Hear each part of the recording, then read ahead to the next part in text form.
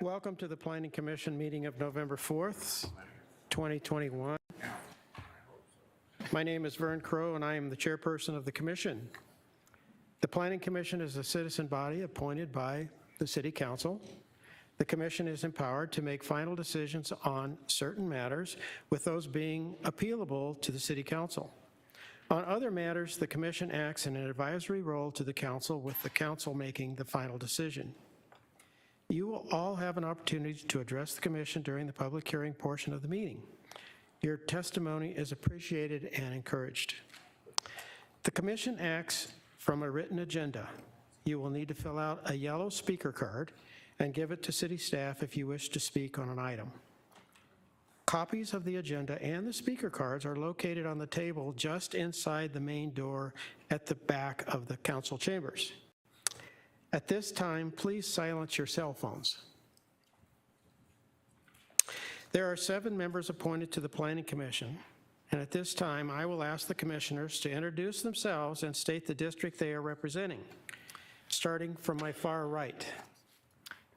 John Crow, Mayor at Large. Good evening. I'm Ed Nyberg, representing the Cholla District. Warren Wilbon, Ocotillo District. Tom Cole, Barrel District. And I'm Vern Crow, representing the Cactus District. Now, we have 2 excused absences. Commissioner Heath is out due to a medical procedure that he underwent yesterday. And Commissioner Nowakowski, who is not feeling well and has been tested for COVID. So both of those are excused absences. The Planning Commission receives staff assistance and guidance from the Planning Division and the City Attorney's Office. Ms. Perry, would you please introduce the city staff who are present this evening? Yes. Good evening, Chairperson Crow and Commissioners. To my left is Jim Gruber, the Deputy City Attorney.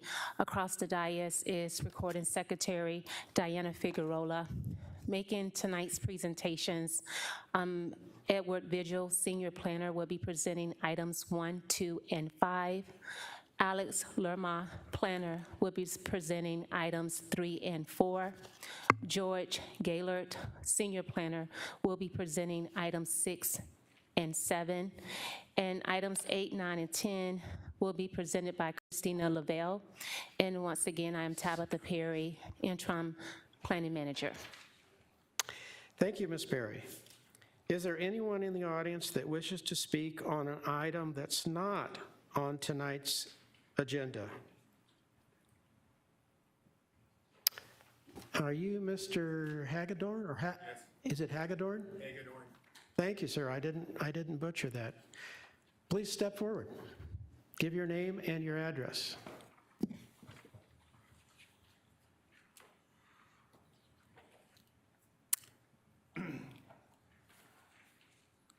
We're going to give you 5 minutes. I hope that's enough. Yeah. Jim Hagedorn, 17750 West Sherrill Drive in Waddell. When I moved to Phoenix 30 years ago, I heard about a fungus called valley fever. The fungus is found in the soil and makes animals and humans very sick. At that time, the only solution was to water the soil down before construction took place. Since leaving and moving west to Waddell, Arizona, and starting an orchard farm, I'm both in the county and in Glendale, I was told if I laser leveled my fields, I would have to water down the fields or be fined for not complying to this law. This was under the premise I would be controlling valley fever. At the present, there's a lot of construction of homes in my area, and when I asked the builders why not just do half the project and then do the other half later, I was told that it cost too much to bring the equipment to complete the leveling of the dirt, and besides, the commissioners blessed us all to do it, so we're doing it all at one time. Shortly, a development of 610 homes is slated to take place in front of my house. So 100 acres is set to be cleared. My concern is Maricopa County is #1 in the entire United States for valley fever. I know of 4 dogs, 2 of which were mine, that have succumbed to the valley fever just on Sherrill Drive alone, where I presently live. What new victims will there be when they clear this land for the up-and-coming project across from my home? On the news last week, I heard of a university researching valley fever, and their findings were that the virus comes from the surface faster with the application of water. Just the opposite of what has been told to the public and cities for years and years. When I was in the workforce, our company said, if it's not broken, don't fix it. So with that new information, wouldn't it be prudent to further investigate this finding before rushing into clearing land and following the present water requirements? Maybe there's another option. Perhaps the norm for so many years has left the county and the city commissioners content with the void of looking into better and safer solution for both human and animal protection from this deadly fungus. Perhaps they need to pull back the reins before approving every project that comes before them from every Tom, Dick, and Harry development, which is, by the way, is coming fast and furious in our area, as well as surrounding areas close by. I know that the growth of communities is vital, but there isn't the safety and health of the existing residents and their animals just as important. In conclusion, I do not wish the heartache of watching their beloved animals suffer this devastating fungus, as both my wife and I did this past year, or, God forbid, any family member. Thank you. Thank you, sir. Thank you very much.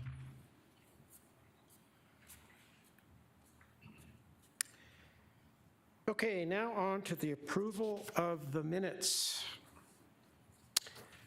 Do I hear a motion to approve the minutes of October 7th, 2021 Planning Commission regular meeting? So move. Do I hear a second? Second. I have a motion and a second to approve the minutes of October 7th, 2021 of the Planning Commission regular meeting as written. All, excuse me, all those in favor say aye. Aye. Aye. Opposed? The motion carries unanimously. Ms. Perry, are there any withdrawals or continuances this evening?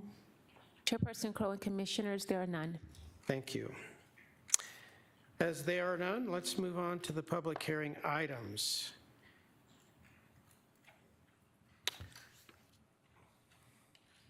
Let's move on to PP 2105. Mr. Vigil. Yes, good evening, Mr. Chairman and Commissioners. So tonight I am presenting application PP 2105, which is the Ambra Residential Preliminary Plat. I don't know how to work this. Diana, can you help me?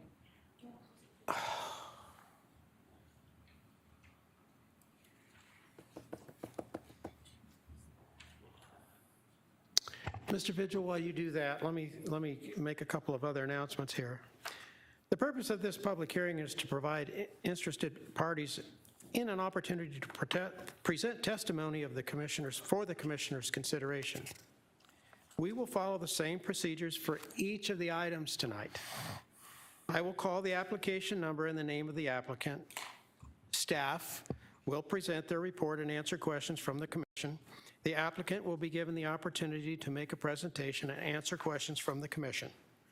Other persons who wish to testify will be asked to do so and answer questions from the commission. The applicant will have an opportunity for closing comments. Staff will be asked for any final comments on the application and procedural guidance if necessary. I will then close the public hearing and ask for a motion prior to discussion. When you come up, you will need to state your name and address for the record if you wish to speak on an item. Please be brief and to the point and avoid repetition. I reserve the right to limit the length of your testimony. All exhibits shown on the commission become part of the permanent record and must be submitted for the file.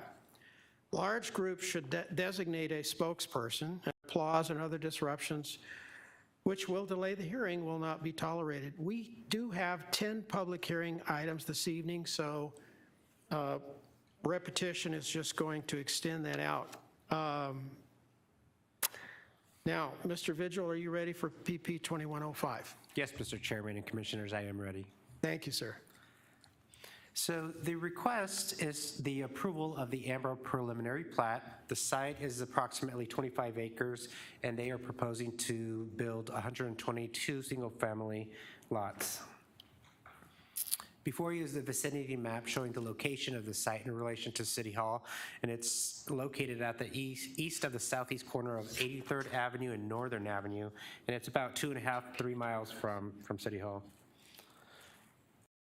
The general plan designation is MDR5, which allows 3.5 to 5 dwelling units per acre, and the applicant's right at like 4.9, so it's within the current land use designation for the general plan. Their current zoning is R14, and currently to the east of the site, it's still Maricopa County zoning, and also to the west. To the south is SR17, a portion of Maricopa County, and also to the southeast is also Maricopa County. And before you is the aerial showing the existing developments around the site. And this is the preliminary plat before you. With the preliminary plat, again, there's 122 proposed lots. The site is approximately 25 acres. They are proposing a minimum lot size of 4,500 square feet per lot. However, the average lot size, according to the preliminary plat, is 45 by 108, and most of the lots are about 4,860 square feet in size or larger. Some of the amenities with the preliminary plat include open space, turf play areas, multi-use pathways, a top lot, and a shaded ramada area. And at the entrance, which is the main entrance, is located right there in the middle off of Northern Avenue, and it will be a gated entrance. In addition, there is emergency and fire access located on the track to the west of Lot 10, and that will only be used and accessed off of Northern Avenue by fire and emergency vehicles. And before you are the approved R14 PRD development standards. Some of these items, for example, the minimum lot area is 4,500 square feet. Setbacks are to the rear 15 feet, 10 feet for the front to the livable area, 18 feet to the garage, the front face of the garage. Maximum lot coverage allowed is 60%. And so both the city and the applicant have met all of the required public notice requirements. And staff's findings and analysis is that, number one, this request meets the requirements of the subdivision and minor land division ordinance, and it also meets the intent of providing suitable building lots under the residential design and development manual. And number two, the preliminary plat is consistent with the Ambra planned residential development requirements approved on September 14th, 2021. And number three, the proposal would provide a viable use of an infill property near existing infrastructure and enable higher residential densities close to jobs, shopping, and services, and thereby adds to the housing variety in the area. And number four, the preliminary plat has provided all of the information required in section 31-24 of the city code. And number five, all applicable city departments have reviewed this request and have recommended approval. And with that, I can answer any questions. Oh, I'm sorry. I still have our recommendation. So staff finds the request conforms to these standards and recommends approval subject to the following stipulations. Number one, that the development shall be in substantial conformance with the Ambra planned residential development approved on September 14th, 2021. And that does conclude my presentation. I can answer any questions you might have. Commissioners. Chairman, Commissioner Wilfong? is there a standard on street width in the city of Glendale? Because Maricopa County has a standard of 50 feet. So it depends on the type of street and also the jurisdiction. So Northern Parkway is controlled by City of Peoria, and my understanding is that any roadway improvements to Northern would require the applicant to abide by City of Peoria's design requirements. But in this neighborhood, they're only 32 feet wide. Those will be private streets in the neighborhood, and I don't believe they're public streets. They would not apply to the city of Glendale standards, or would they? They do. They would apply to. So the city of Glendale has a standard for street width? Yes. And where's that located at? Chairperson Crow, Commissioners, it's in our engineering design standards. Okay. Like I said, it just, because Maricopa County calls for 50 feet from border line to or property line to property line. So the city has changed that standard?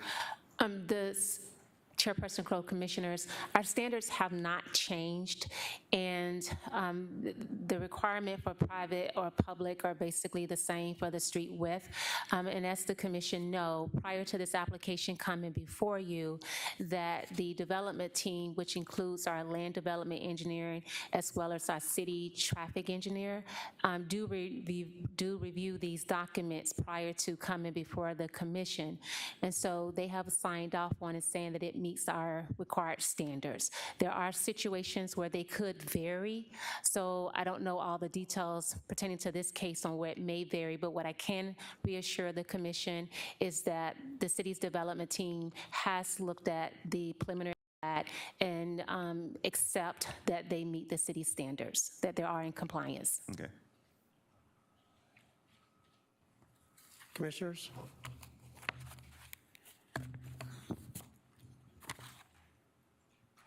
Thank you, Mr. Vigil. Thank you. Okay, would the applicant or applicant's representative like to add anything? We're okay. You're okay. All righty then.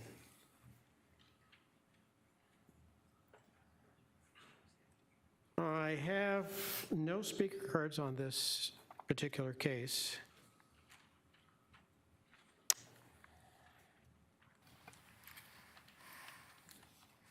Commissioners, anything else?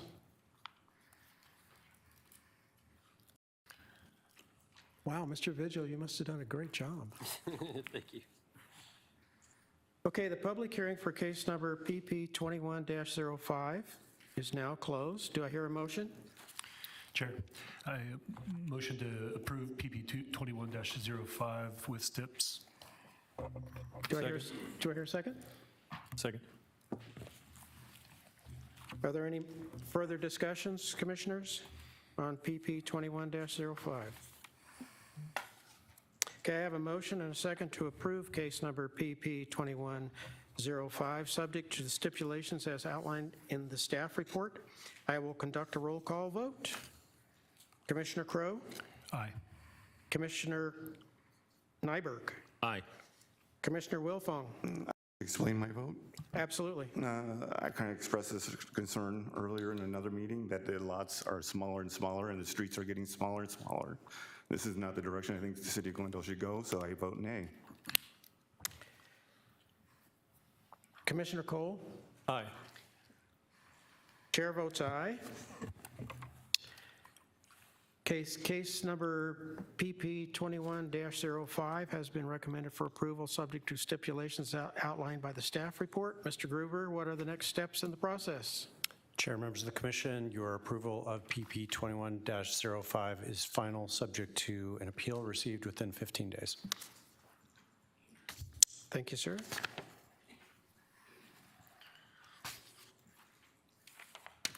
Okay, our next agenda item, PP 21-06, and again, Mr. Vigil.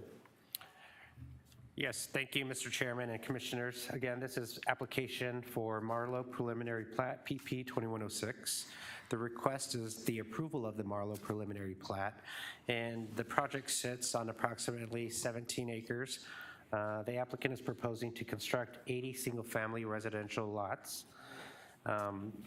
The vicinity map, the location of the site is at the northeast corner of 51st Avenue and Brown Street, roughly also about 2.5, 3 miles from the City Hall.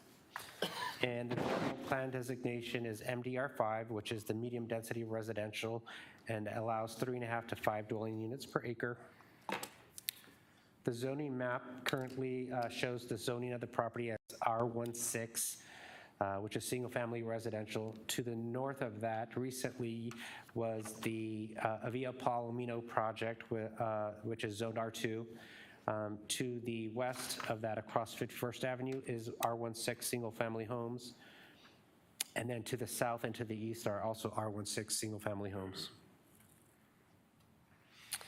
This is the aerial of the site and showing the actual development to the north, to the east, and to the west. Most of it is single-family residential homes with a little pocket to the northwest of commercial.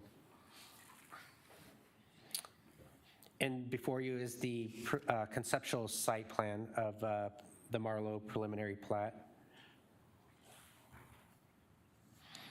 So with the preliminary plat, the main access will be at Brown Street. The internal streets are private and they'll be maintained by the HOA. Let's see. The developer will be providing 30 feet of half-street right-of-way for Brown, and then 49th, the developer will also be providing 30 feet of half-street right-of-way, and both roads require improvements that will include sidewalk, curb, gutter, ramps, landscaping, and streetlights. There is an emergency access along the northeast section of the site along 49th Avenue, and again, that's just for fire and emergency vehicles. Amenities that are proposed with this preliminary plat include a play structure, ramadas, open space, picnic tables, a pet area, an outdoor grilling area, benches, and grass play areas throughout the site. Some of the R16 development standards are before you. For example, the minimum lot size is 6,000 square feet. The minimum front yard setback is 15 feet. Maximum lot coverage is 40% per lot, and then the maximum building height is 30 feet. And the city and the applicant have met all of the requirements for the public notice. And the findings are that the request meets the requirements of the subdivision and minor land division ordinance, and it also meets the intent of providing suitable building lots under the residential design and development manual. And number two, the proposal would be a viable use of an infill property near existing infrastructure, would provide housing in proximity to jobs, shopping, and services, and thereby adds to the housing variety in the area. And number three, the preliminary plat has provided all information required in section 31-24 of the city code. And number four, all applicable city departments have reviewed this request and have recommended approval.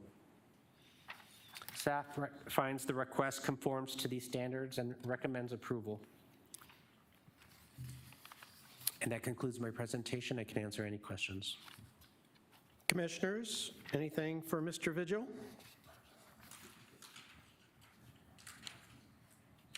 Wow. You're batting 1,000. Okay, would the applicant or applicant's representative like to add anything?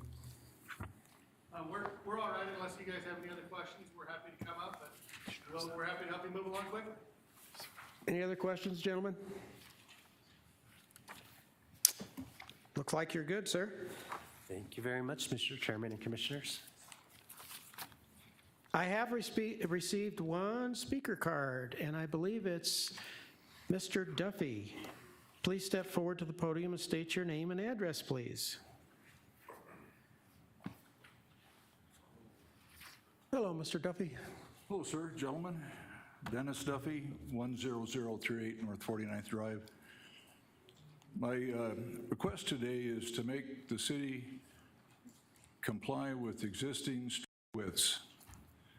This development doesn't do that. As an example is 49th Avenue. It's a half street now, been a thorn for all the neighborhood before we dumped 80 more homes into that area. It's now, as you approach this development, the street width is 42 feet plus a couple inches. They propose to make it 32. Excuse me just a second. Make it 36. That's the paved second, curb to curb. Brown is now going to have 80 plus more homes going on.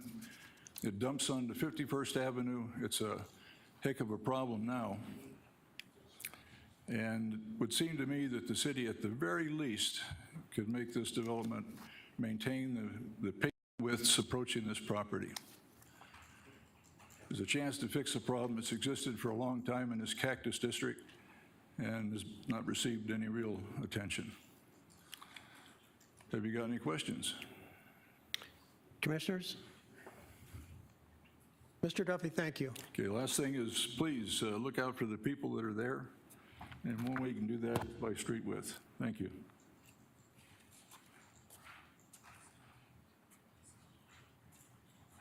Mr. Vigil? Would you like to address that issue? So the applicant is here and can further explain the requirements along 49th Avenue.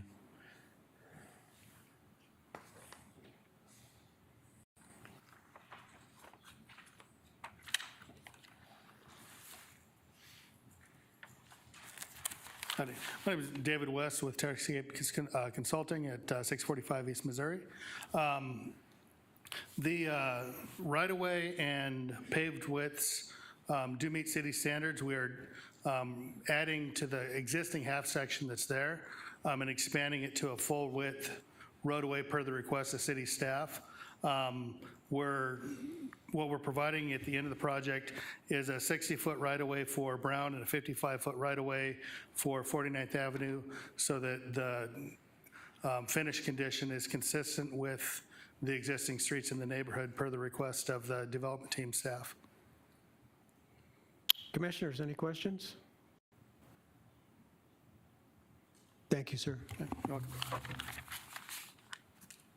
Mr. Chairman, may I approach again? 2 minutes. Please come forward.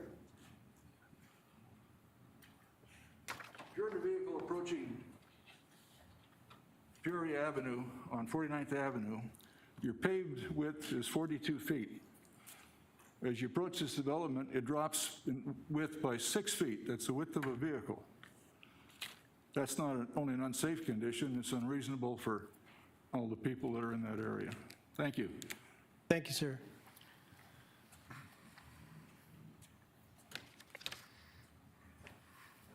Mr. Vigil, I guess my question is, does it or does it not meet city code? It will meet city code, city requirements. Okay. Any questions for Mr. Vigil? Thank you, sir. Thank you. Ms. Perry, are there any final comments or procedural guidance? Chairperson Crow, Commissioners, there are none. Okay, the public hearing for case number PP 2106 is now closed. Do I hear a motion?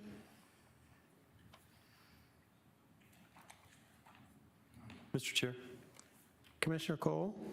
I move to approve PP 21-06, subject to the findings contained in the staff report. Do I hear a second? Second. Commissioners, anything else? Any further discussion, comments on case PP 2106? I have a motion and a second to approve case number PP 21-06. Subject to the stipulations as outlined in the staff report, I will conduct a roll call vote. Commissioner Crow? Aye. Vice Chair Nyberg? Aye. Commissioner Wilfong? Explain my vote. Absolutely. I'm thrilled to see a large lot development here. I'm concerned, again, what I actually kind of surprised me, that the road situation of the narrow roads. I totally agree that we need to address that in the future.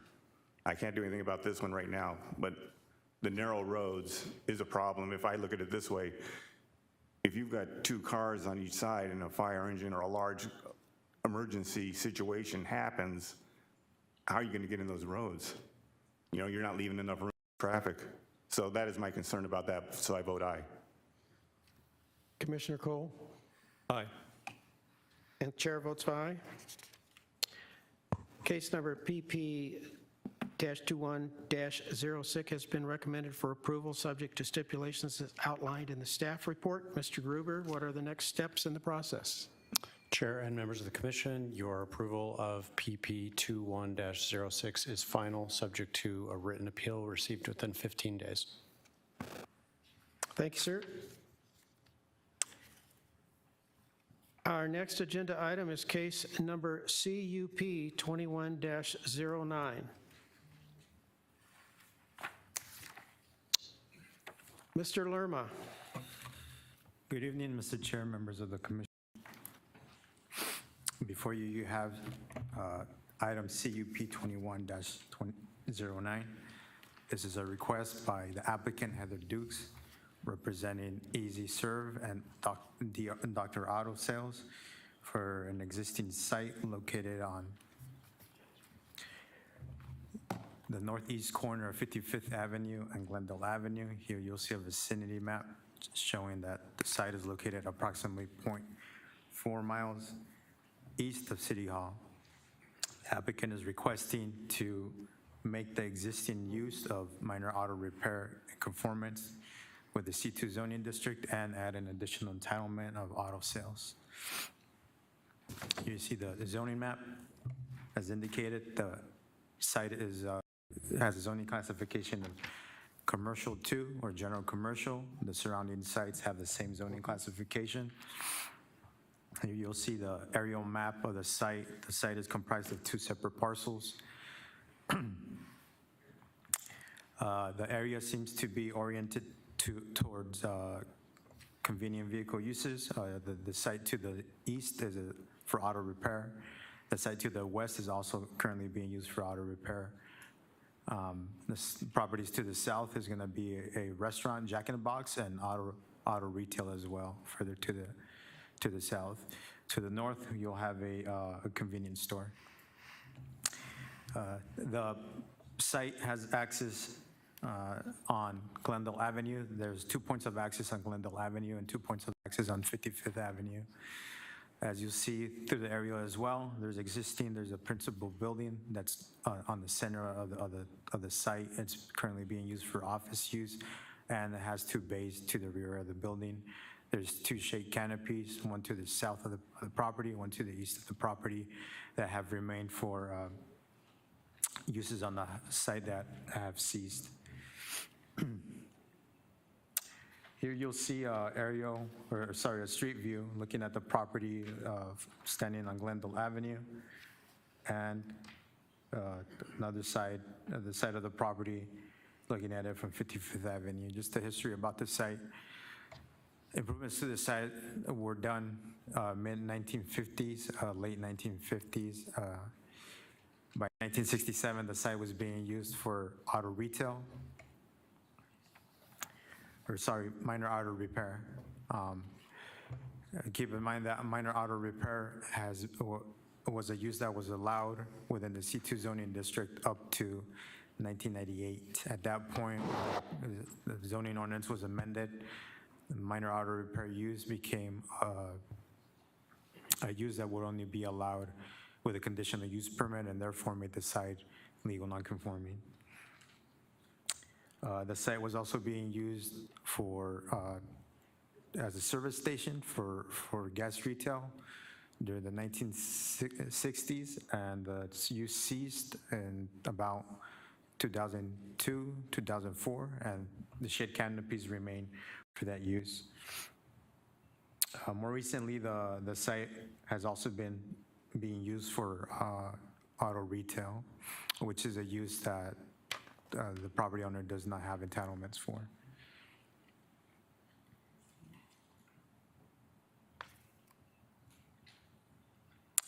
Just some details about the project again. The applicant again is seeking a conditional use permit in order to make the minor auto repair use that historically has been on the site in conformance with the C2 zoning district, and obtaining additional entitlement for the auto sales.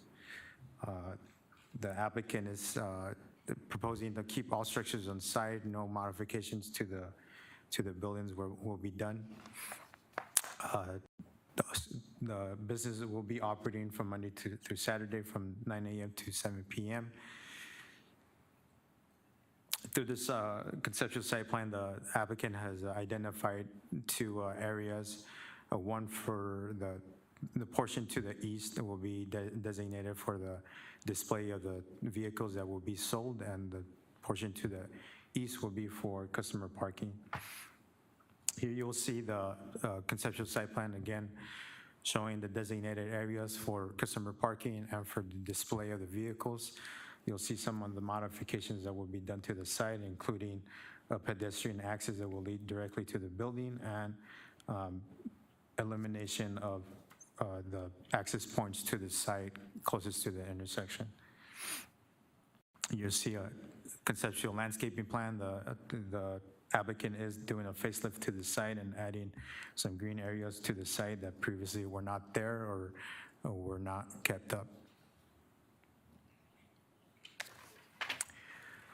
The applicant has reached out and completed the citizens outreach process. The citizens participation final report was included within the staff report. Staff received 5 responses back from surrounding property owners. 5 of them were in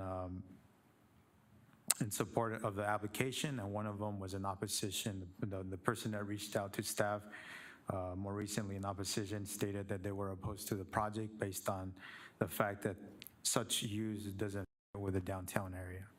Those that were in support of the application stated that the site has been in existence for a while, and the way that they operate their business is that they're business friendly.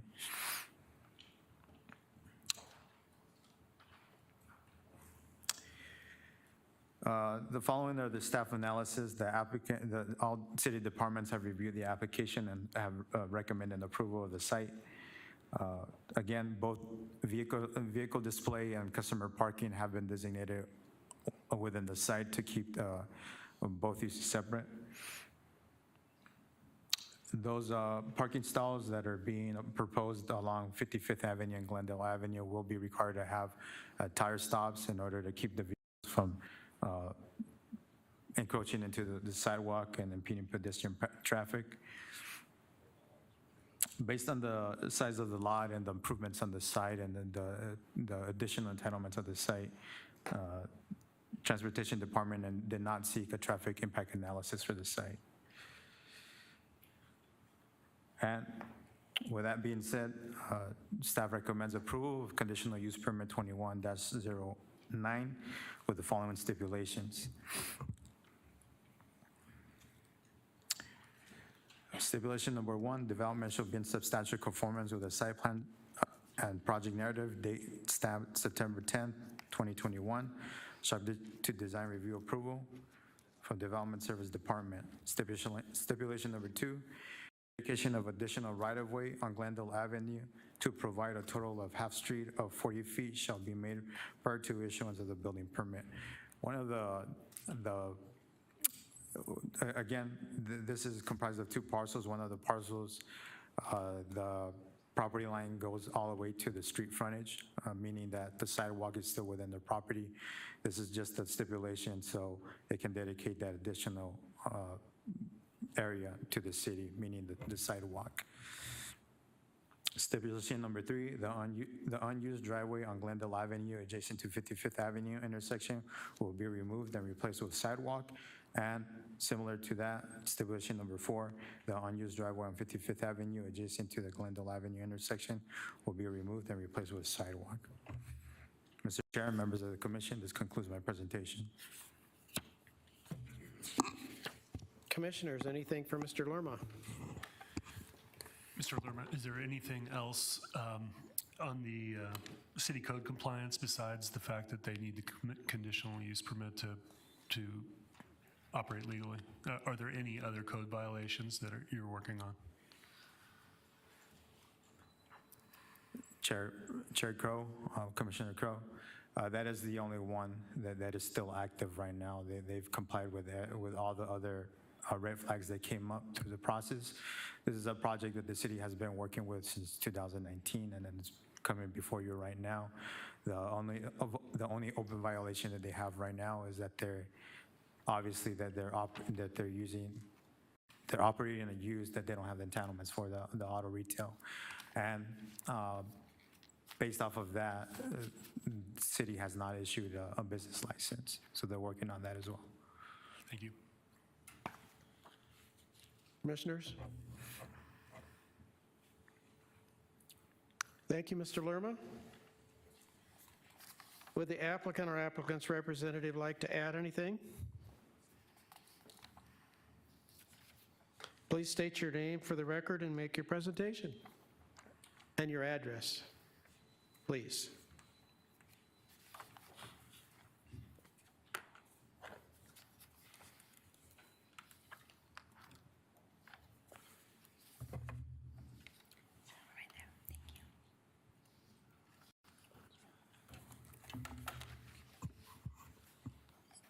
Thank you, Chairman Crow, members of the Planning Commission.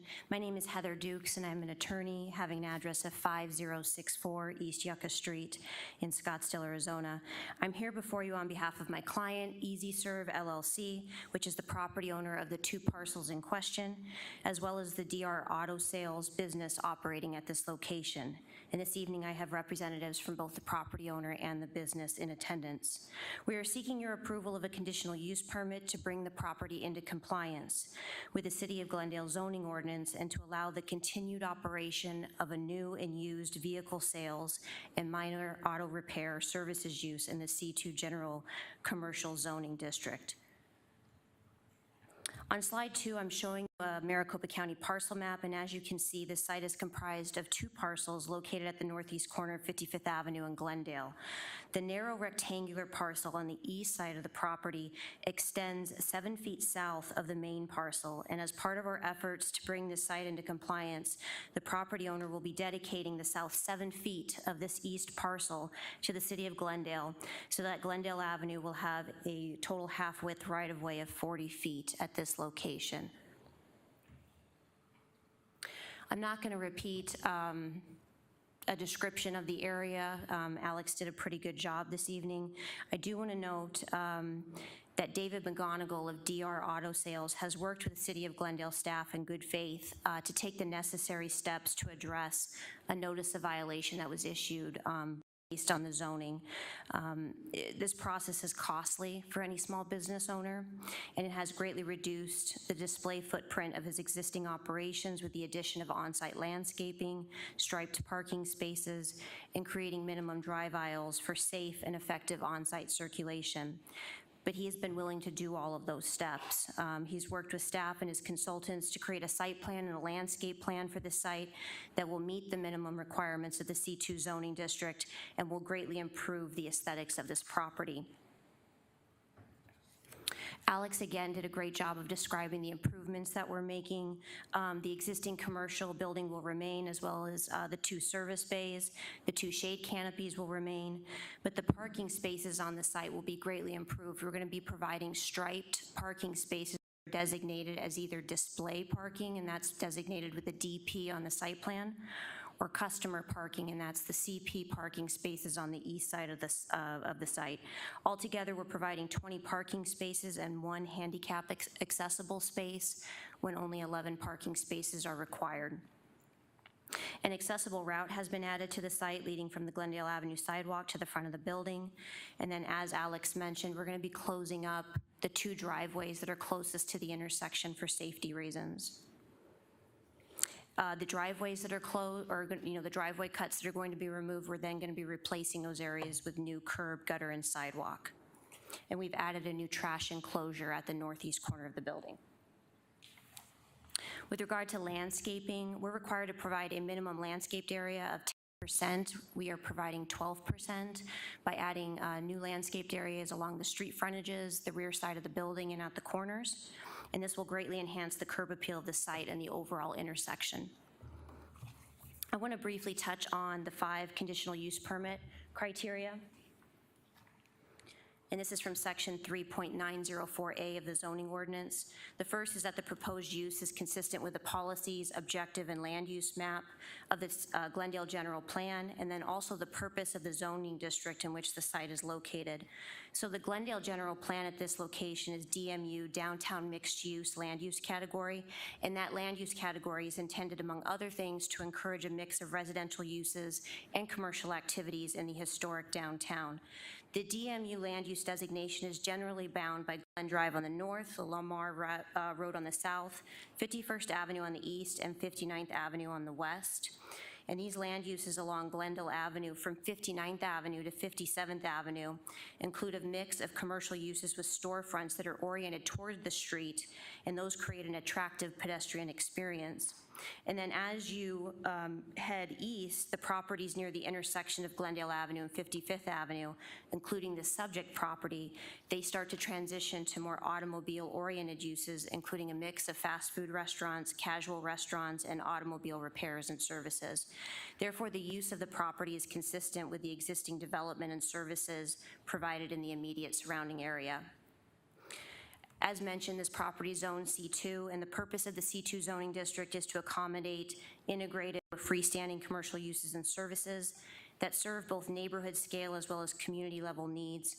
The C2 zoning district promotes a wide range of retail uses, and in this case, it was changed in the late 90s, I believe.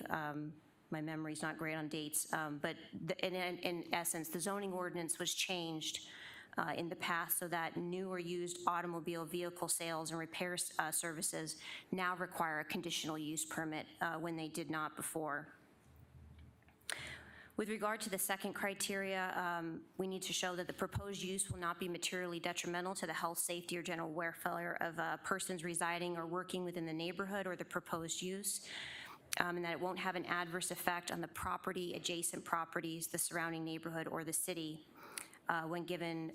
When you're considering the character and size of the use and hours of operation. So this property, again, is very compatible with the surrounding area.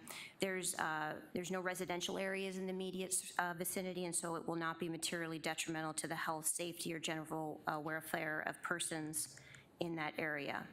The third criteria requires us to show that it's adequate size and shape to accommodate the intended use. And as we've shown by our site plan, we are complying with all C2 zoning district requirements, so we've satisfied that criteria. Number 4, the proposed site has adequate access to public streets and highways to carry the type and quantity of traffic that may be generated by the subject site. This site is bounded by 55th Avenue and then the major arterial roadway, Glendale Avenue. So again, there's not going to be any issue with traffic or circulation, and once again, we're closing up those 2 driveways that are closest to the intersection. The 5th and last criteria is that adequate conditions or stipulations have been incorporated into the approval of the conditional use permit to ensure that any anticipated detrimental effects can be mitigated. Because this use has been in operation for some time now, we do not foresee any detrimental impacts to the neighborhood. We also agree with the stipulations proposed by staff, but I do want to ask for one modification. With regard to stipulation number 2, it talks about dedication of additional right-of-way on Glendale Avenue to provide a total half width of 40 feet shall be made prior to issuing any building permits.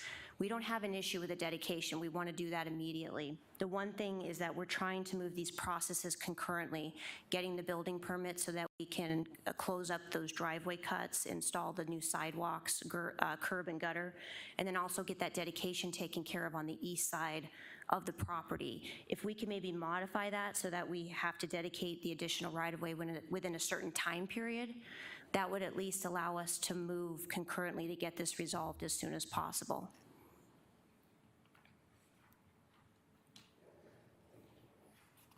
And that concludes my presentation. Thank you, Chairman Crow. Thank you. Any questions for Ms. Dukes? Commissioners? Mr. Chairman, Vice Chair Nyberg. thank you. Ms. Dukes, could you give us an idea when you are asking for a time period to take care of the dedication issue, what type of time are you So that, thinking? I think, and I apologize for bringing this up at the hearing. I feel like this is something I should have raised prior to today when I was thinking about our timelines. This is my first case in the city of Glendale. I know in other jurisdictions, sometimes you have to do a Phase 1 ESA before the dedication occurs. I'm not sure how long it typically takes in Glendale. If we could have maybe 4 months, I think we could get everything that we need to, to get taken care of in a 4-month time period. Thank you. Chair. Ms. Perry, can you make a recommendation on stipulation 2, please? Chairperson Crow and Commissioners, being that staff is just now hearing this request, to be reasonable in understanding that the site is developed, but they will be doing some level of improvement, I believe we can accommodate the request for the stipulation to be modified to say that within, with 90 days of date of approval. Yes, we can make that happen. So the recommendation is to amend the stipulation number 2 to say dedication of additional right-of-way on Glendale Avenue to provide a total half width of 40 feet shall be made 90 days from the date of CUP approval.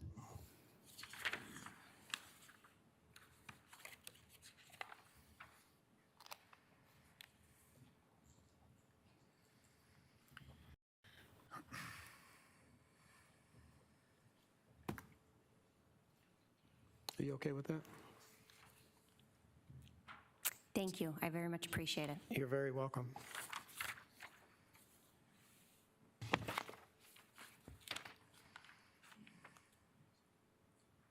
Commissioners, anything else? Mr. Chairman? Vice Chair Nyberg? Thank you. Am I correct in my assumption that approval of this conditional use permit remedies the compliance issue? Chairperson Crow, Commissioner, that is correct. Thank you. Vice Chair, sorry about that. I don't have any speaker cards on this item. Are there any people in the audience that would like to speak on this item? We have one card.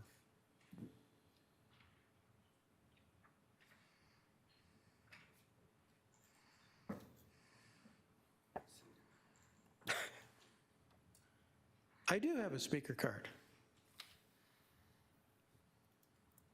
Oh, I'm going to butcher this. David McGonigal? McGonigal?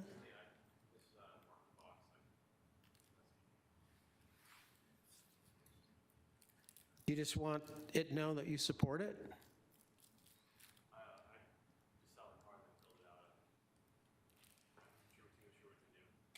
No comments. No comments. No comments. Okay. That was easy. That was easy, yeah.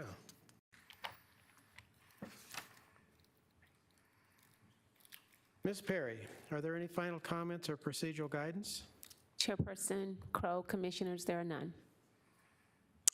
The public hearing for case number CUP 21-09 is now closed. Do I hear a motion? Chair, I move to approve CUP 21-09 for the findings and subject to the amended stipulations. Do I hear a contained in the second? staff. Support.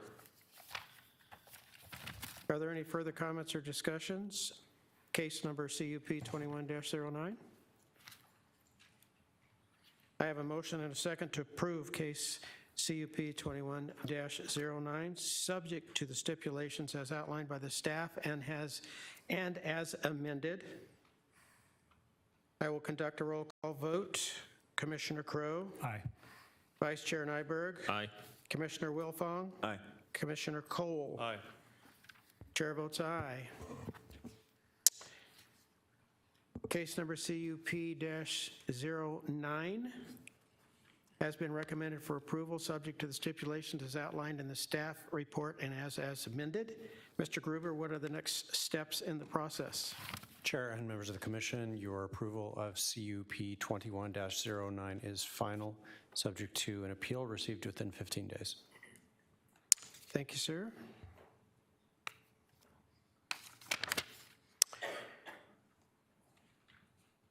Okay, the next case will be GPA 21-10. Mr. Lerma?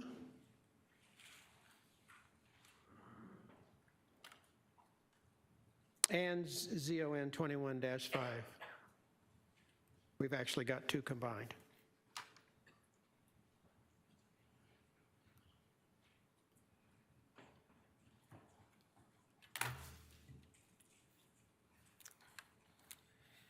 Mr. Chair, members of the commission, this is two applications in one. The presentation is going to cover both applications. This is a request by Shane Alleman on behalf of Tiffany and Bosco, representing Nirvana at Zenhero.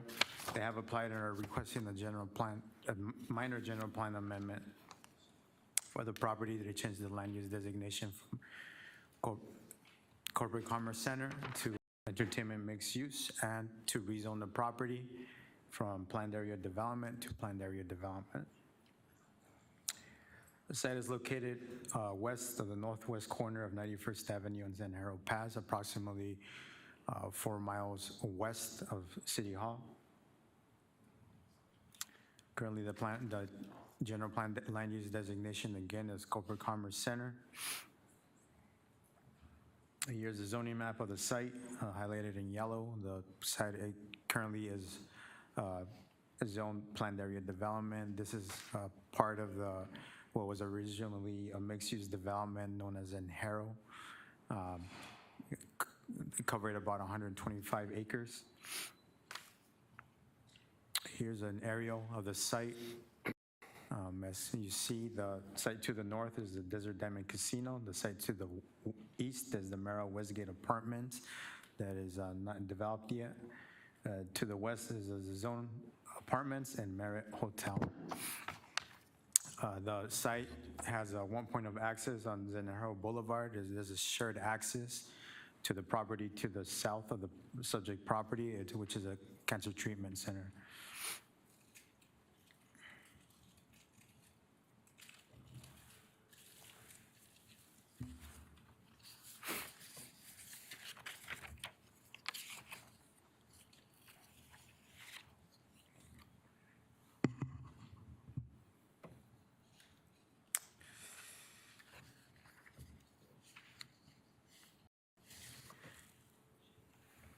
Mr. Chair, give me just a minute. Sure, no problem.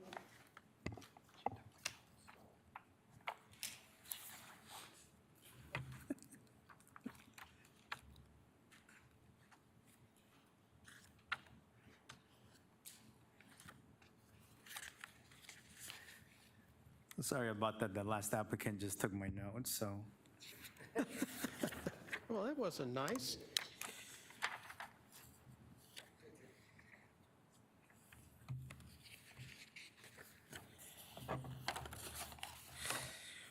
Okay, so this is the conceptual site plan that was submitted as part of the PAD.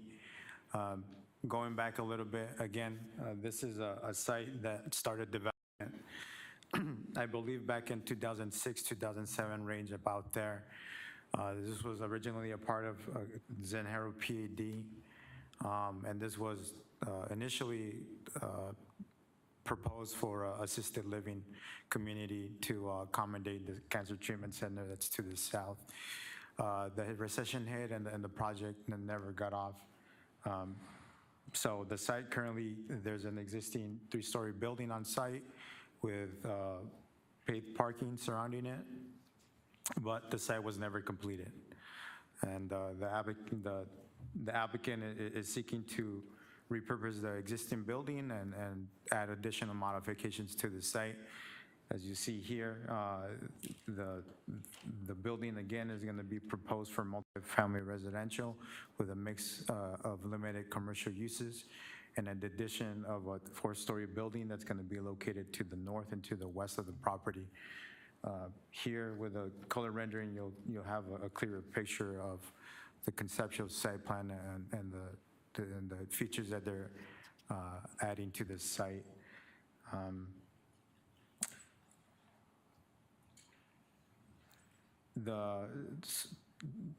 Apart from for additional modifications, the applicant is also proposing additional amenities to the site that will include a yoga area, a dog park, and for exercise areas as well, with little nodes of open areas.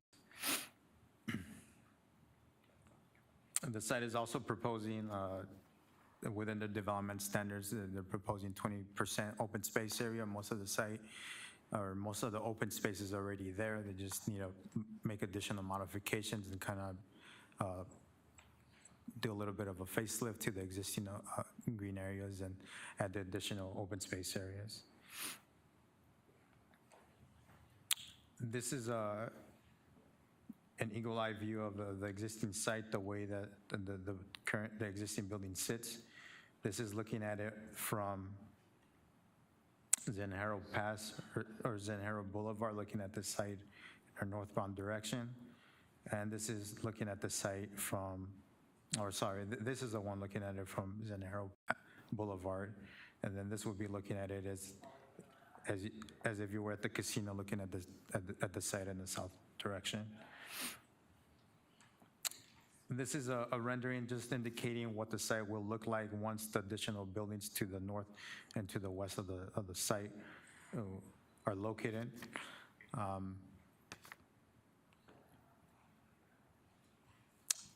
As you see, the additional buildings that are to the back will accommodate or complement the existing building that's currently there. That's in the Santa Barbara style architectural design. The design of the additional buildings to the back are going to have the same architectural features. Going back to the site plan. Keep in mind that the site was overparked or is overparked currently, so the additional buildings that are going to be located to the north and to the west are not going to cause an issue where there's a need for additional parking. Apart from that, the existing building, the three-story building, has an underground parking structure. So the site will have substantial amount of parking, even with elimination of the existing parkings that'll be removed to accommodate that building to the north and to the west. Another thing to keep in mind, the project is also proposing, this is a mixed project. Not only are they focusing on multifamily residential uses, but limited commercial uses. And those uses will be designated to the first floor of the existing three-story building. The applicant has completed their citizens outreach, the final report is included within your packet. There were 2 responses back for this proposal. Both of them were in opposition. Those 2 people that communicated with the applicant stated that they were in opposition because of the generated in traffic and because they would prefer single-family residence within the site. So the applicant, based on the staff analysis, the staff believes that the project fits within the area. It complements the surrounding uses and meets some of the goals within the general plan. Those include accommodating or being in conformance with those surrounding uses and tying within the existing and the future transportation system that's on site, and allowing residential uses to be in close proximities to employment areas.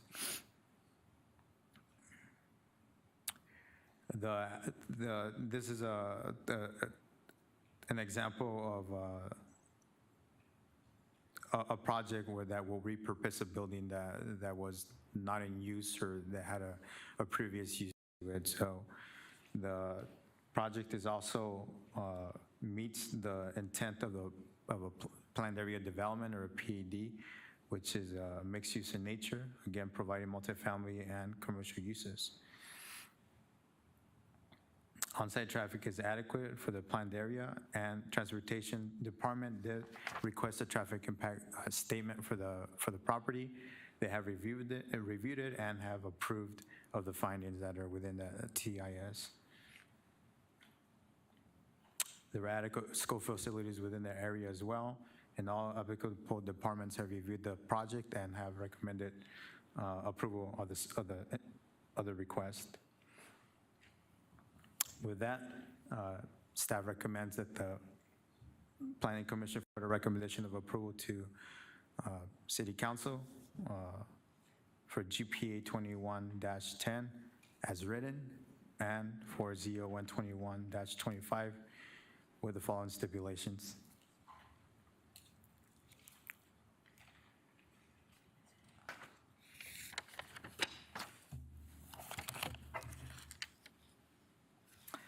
Stipulation number 1. Development should be in substantial conformance with the development plan outlined in the PAD booklet and the PAD booklet entitled the Capistrano, date stamped October 26, 2021.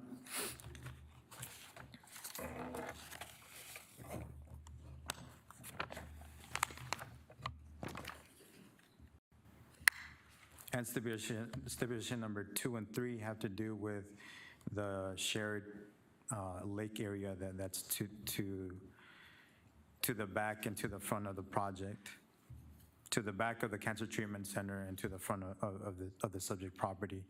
The owner is required to convey a 20-foot water line easement to the city for the existing water line on the site since the easement was not previously conveyed. And stipulation number 3, the developer is required to work with the Palo Verde Cancer Center to reestablish the use of the affluent for the lake and to supply the landscape irrigation. Mr. Chair, members of the commission, that concludes my presentation. Thank you, Mr. Lerma. Commissioners, anything for Mr. Lerma? Mr. Chair, Commissioner Cole? thank you for your presentation, Mr. Lerma. One of the citizen comments in opposition to this project, both of the items before us, talks about congestion and then the amount of apartments that are unoccupied in the area. Do we have any data about apartment occupancy in that particular area? Chairperson Crow, Commissioners, we don't have that information before us this evening. However, with the Economic Development Office, we have received a lot of inquiries where there's a great demand for a multifamily development. The area that we're speaking of is within our sports and entertainment district. So to have greater density and the opportunity for more multifamily development, that is where the greatest need is being shown right now in the market. Obviously, you do have individuals that prefer the single-family residential development, but there is a great desire and need for multifamily development. And this is the reason why staff believe that this is an application that we can truly support. Thank you. Commissioners? Commissioner Crow? Yeah, Mr. Lerma, do you know why the 20-foot water line easement wasn't conveyed the first time? I don't have that information. I will refer back to the applicant to answer that question. Fine.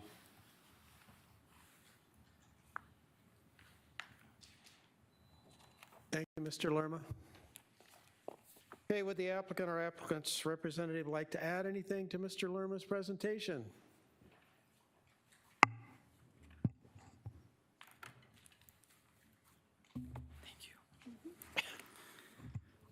Good evening, Chairman Crow, members of the commission. For the record, Shane Allman with Tiffany and Bosco, 2525 East Camelback Road in Phoenix. I do have a presentation, but we are here to answer any questions that you might have. I did want to acknowledge that the property owner is here this evening, Sean Kanaka, and I also wanted to acknowledge, as you could imagine with an existing building that's been there for over a decade, there's a lot of challenges and things that need to be researched and lots of due diligence. And so I wanted to acknowledge staff and all of the many departments that we were able to visit with. They were very open, willing to go out to the site and walk it with us, with our team to determine what issues might be there. And at the end of it, the staff concluded that there were no issues with the existing building. And so we were very pleased with that and being able to work hand in hand with the departments in moving forward with this multifamily development with also allowing some commercial uses in there. In reference, Commissioner Crow, to the 20-foot easement, we have no idea why it was not in the original case. The Zanjero PAD was done some years ago, and I could imagine that that was such a large PAD that something that small on that 7.5 acre property didn't happen. However, when staff brought it to our attention, we immediately said, yep, no problem at all. And so we've added that stipulation to ensure that the water easement is there to accommodate that. With that, happy to answer any questions that you might have. Commissioner Cole? Mr. Chair, thank you.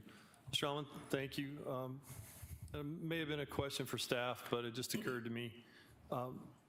I would assume that this building originally was built under an older version of the building code. Will your tenant improvements, for lack of a better term, bring that up to the current Glendale building code? Yeah, Chairman Crow, Commissioner Cole, that was one of the very first questions that we needed to ask of staff. And so we had all hands on deck meeting, and that was one of the very important questions, because if there were issues having to do with codes and having to bring the codes up, those can get very expensive. And at the end of that exercise and going out and visiting the site, the determination was that we were okay, and that the code that we needed to meet with our use would be in compliance, and there wouldn't be significant financial burden on the property owner. Otherwise, my client wouldn't have purchased the property. So yes, we have dealt with that issue, and we'll continue to deal with it as we move forward with the entitlement process. Thank you. Commissioners, anything else? Mr. Allman, thank you. Thank you.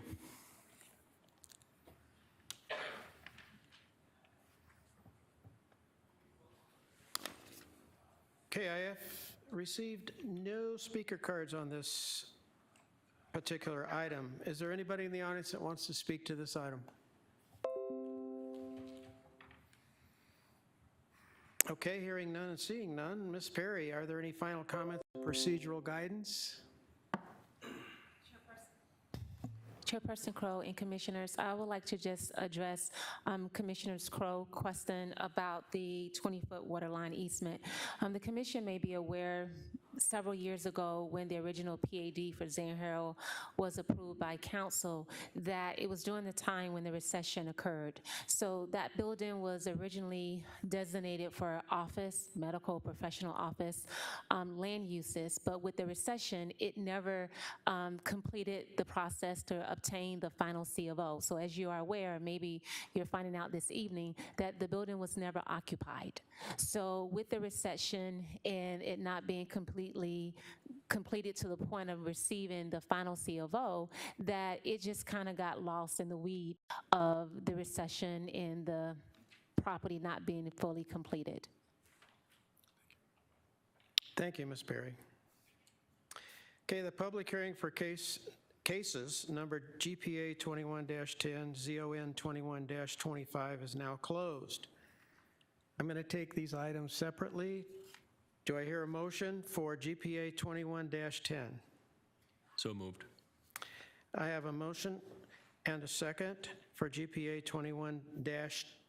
Are there any further comments? I will conduct a roll call vote. Commissioner Crow? Aye. Vice Chair Nyberg? Aye. Commissioner Wilfong? Aye. Commissioner Cole? Aye. Chair votes aye. Case number GPA 2106 has been recommended for approval as written. Mr. Gruber, what are the next steps in the process? Chair and members of the Commission, your approval of GPA 21-10 is not final. Your recommendation will be forwarded to the City Council. Thank you. Okay, the second item on this agenda was ZON 21-25. Do I hear a motion? Mr. Chairman, Vice Chair Nyberg? I would move that we approve ZON 21-25, subject to the three stipulations included in the staff report. Do I have a second? Second. Any further comments or discussion? Okay, I have a motion and a second to approve case number ZON 21-25, subject to the stipulations as outlined in the staff report. I will conduct a roll call vote. Commissioner Crow? Aye. Vice Chair Nyberg? Aye. Commissioner Wilfong? Aye. Commissioner Cole? Mr. Chair, if I could just make a quick comment. Yes, sir. Those of us that have watched the development in Zane-Harrow and in and around that area have seen this building sit for a long time, and I'm just grateful to the applicant and to staff for putting together a project that looks like it's going to be a great addition to our community, and with that, enthusiastically vote aye. I echo those comments, and Chair votes aye. Case number ZON 21-25 has been recommended for approval, subject stipulations as outlined in the staff report. Mr. Gruber, what are the next steps in the process? Chair, members of the commission, just like the companion case, your recommendation for ZON 21-25 will be forwarded to the City Council. Thank you, sir.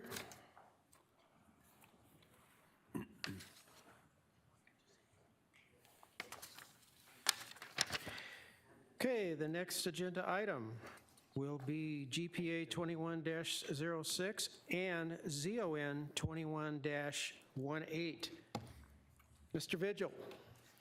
Yes, good evening, Mr. Chairman and Commissioners.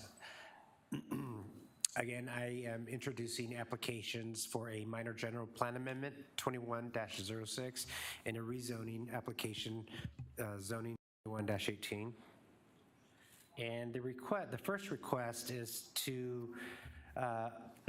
for a minor general plan amendment from the business park designation to the regional mixed-use designation.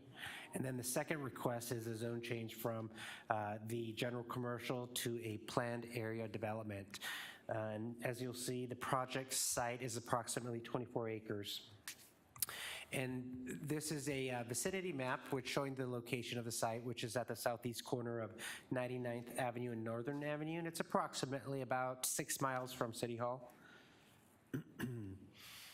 Currently, the general plan designation is business park, and the map before you shows the shaded areas of purple are all designated as business park, and then further to the south the site where that yellow star is, you can see a maroon color. That also is the regional mixed-use designation. So staff does feel that the general plan request to regional mixed use is appropriate. In addition, this site is located within the sports and entertainment district, and that district is between Northern Avenue and Camelback Road along the Loop 101 freeway. Before you is a zoning map. The yellow highlighted area is the site, and to the north is City of Peoria. To the west is a zoned business park, and then to the east is the Loop 101 and Maricopa County. To the north, where City of Peoria is the very successful Park West commercial development, which includes movie theater, restaurants, bars, retail, shopping, and then also the View Park West apartments, which are all part of a mixed-use project as well. And before you is the aerial map showing the existing development and the site. As you can see the mixed-use development in the City of Peoria to the north, and then to the west is currently undeveloped. To the south is mostly undeveloped agricultural land, and then you see the Loop 101 freeway. This is a preliminary site plan of what the site could be developed. Currently, the entire project, which is again 24 acres, would be divided into 9 parcels. Some of those uses included in the proposed PAD are the C2 uses and then the R4 zoning district, which is multiple residents. So the applicant is proposing to do commercial uses, restaurants, car wash, possibly a hotel, an indoor air-conditioned self-storage facility, and then multifamily apartments.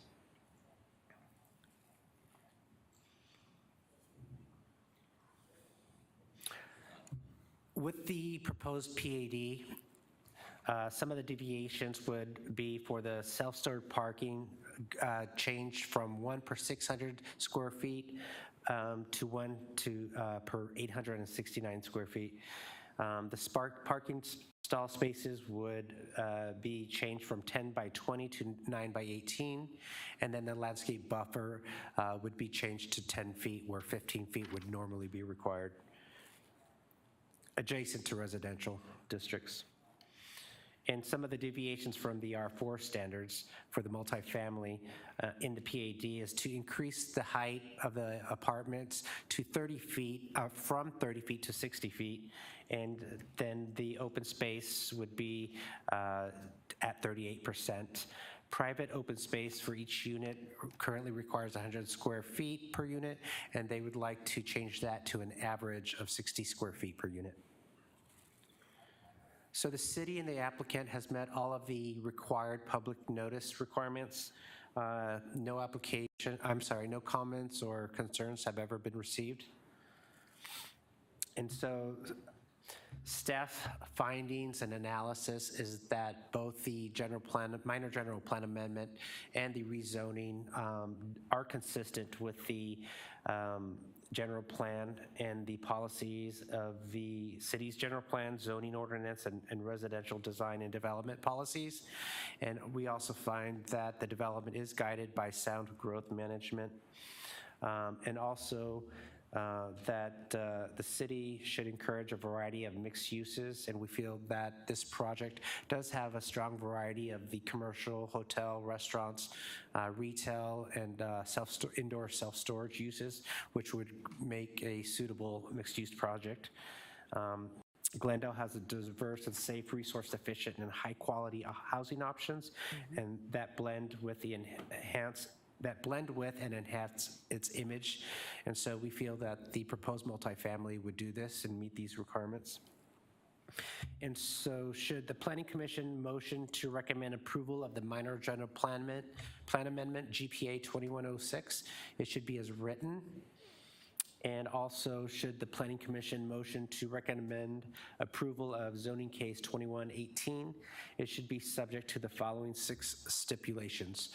The first one would be that the development shall be in substantial conformance with the applicant's project narrative dated October 20th, 2021.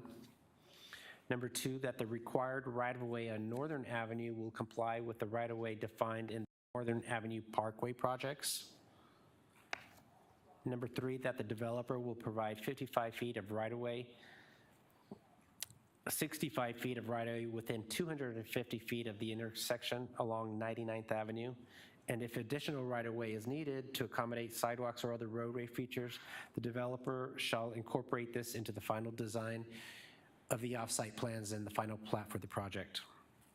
Number 4, that the developer will continue to work with staff at the Transportation Department to define the design requirements of the road that connects the frontage road with 99th Avenue, and that the roadway shall be designed in such a way that it functions more like a street than a shopping center driveway aisle.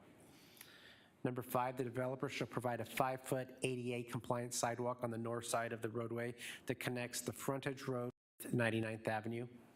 And number 6, that the developer will add a 3rd northbound lane starting a minimum of 150 feet south of the development and terminating at the Northern Avenue section.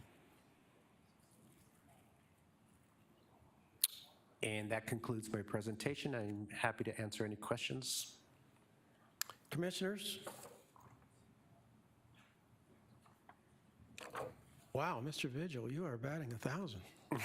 Thank you. Wow. Okay, would the applicant or applicant's representative like to add anything? Mr. Chair, only if there's questions. Thank you. Mr. Vigil, I do have a question. In the past, we had a study, a traffic study regarding the Northern Parkway, and I think the Northern Parkway was supposed to be 3 lanes east of the 101 and 6 lanes west of the 101. What happened to that? Okay, so I don't know the exact details of how many lanes will be required on each one. And the applicant is here, and I'm sure she can address those requirements. I just wanted to mention that the Northern Avenue Parkway, that is controlled by the city of Peoria.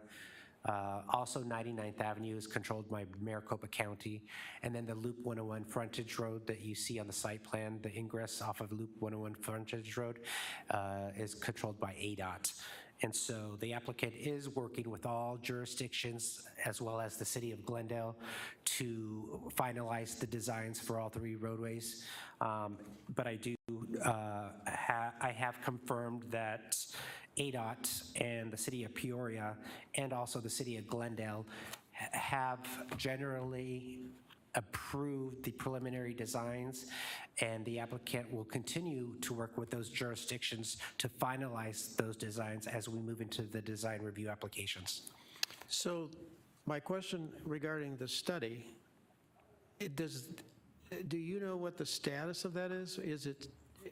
Was it finalized? Did they recommend 6 lanes west of the 101 on the Northern Parkway, or where are we on that?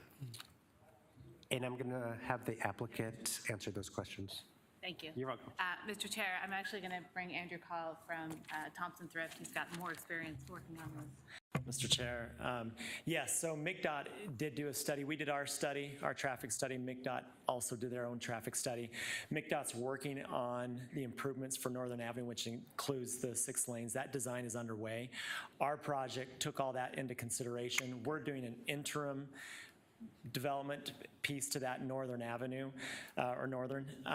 So that's going to take into account our project until MCDOT comes in and does their improvements. But everybody signed off, everybody's working on that design. We have an interim design that's going to be done, and our improvements will include that until MCDOT comes in at a later date. I think they're running about 2 years behind us, roughly. Great. Okay, thank you. Thank you very much. Chair. Commissioners, anything else?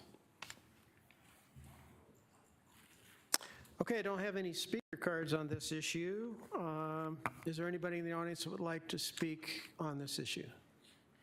Okay, hearing none, seeing none. Ms. Perry, any final comments or procedural guidance? Chairperson Crow, Commissioner, there's none. Okay, the public hearing for case number GPA 2106 and ZON 21-18 is now closed. I'm going to take, once again, I'm going to take them separately for the record. Do I hear a motion? Chair, motion to recommend approval of GPA 21-06 as written. Thank you. Do I hear a second? Second. Any further comments, commissioners? Okay, I have a motion and a second to approve case number GPA 2106, not subject to the stipulations, but as written. I will conduct a roll call vote. Commissioner Crow? Aye. Vice Chair Nyberg? Aye. Commissioner Wilfong? Aye. Commissioner Cole? Aye. Chair votes aye. Okay, now I will take a motion on ZON 21-25. Do I hear a motion? Mr. Chair, Vice Chair Nyberg? I would move approval subject to the stipulations contained in the staff report. Any further comments?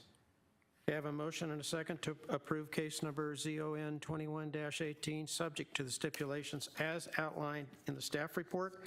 I will conduct a roll call vote. Commissioner Crow? Aye. Vice Chair Nyberg? Aye. Commissioner Wilfong? Aye. Commissioner Cole? Aye. Chair votes aye. Commissioner Gruber, it's been a long night. Mr. Gruber, what are the next steps in the process? Excuse me, Chair and members of the commission, your recommendations with respect to cases GPA 21-06 and ZON 21-18 are not final. Your recommendations will be forwarded to the City Council. Thank you, sir.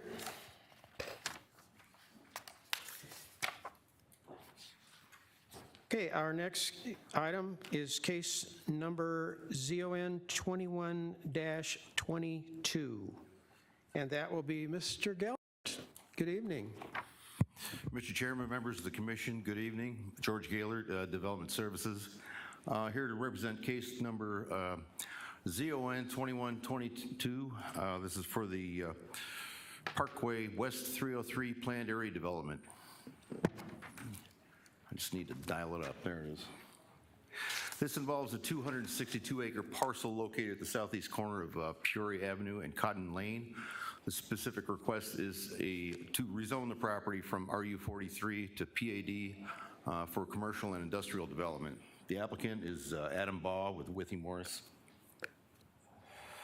This is the location of the subject property. It's about 15 miles west of City Hall. Once again, we're between Cotton Lane and the 303, just below Peoria Avenue. This is a depiction of the subject site. The cross-hatched area is currently part of an annexation that's being considered by the city of Glendale. It will be on the city council agenda on November the 23rd, tentatively.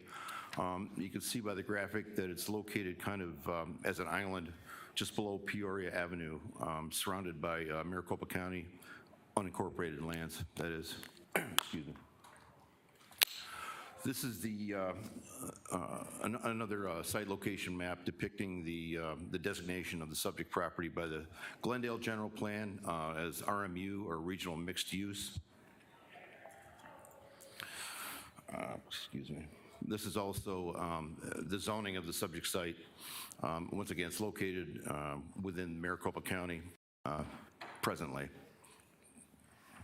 And the zoning is RU 43. This is an aerial photo of the site, kind of get an idea of what's going on around it. Primarily large lot residential development and agricultural uses in virtually all directions.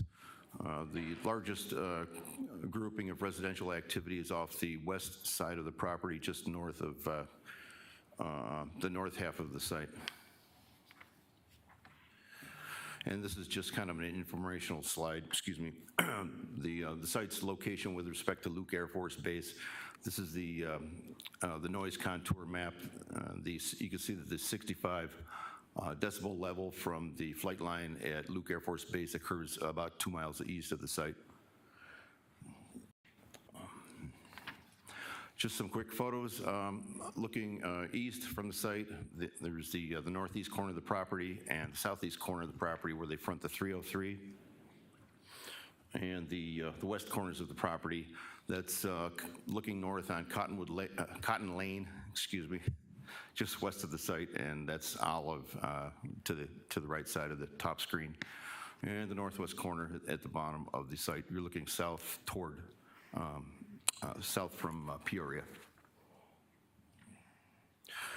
Overall, the planned area development proposal supports the commercial uses and industrial uses, specifically the C2, C3, M1, and M2 uses, as well as the business park uses that are currently outlined by the Glendale zoning ordinance.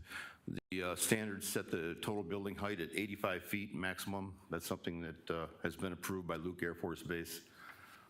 Overall, the other standards are fairly in line with the other large-scale industrial projects within the 303 corridor. The floor area ratios have been increased, the signage has been increased due to its proximity to the 303, and we've reduced the parking.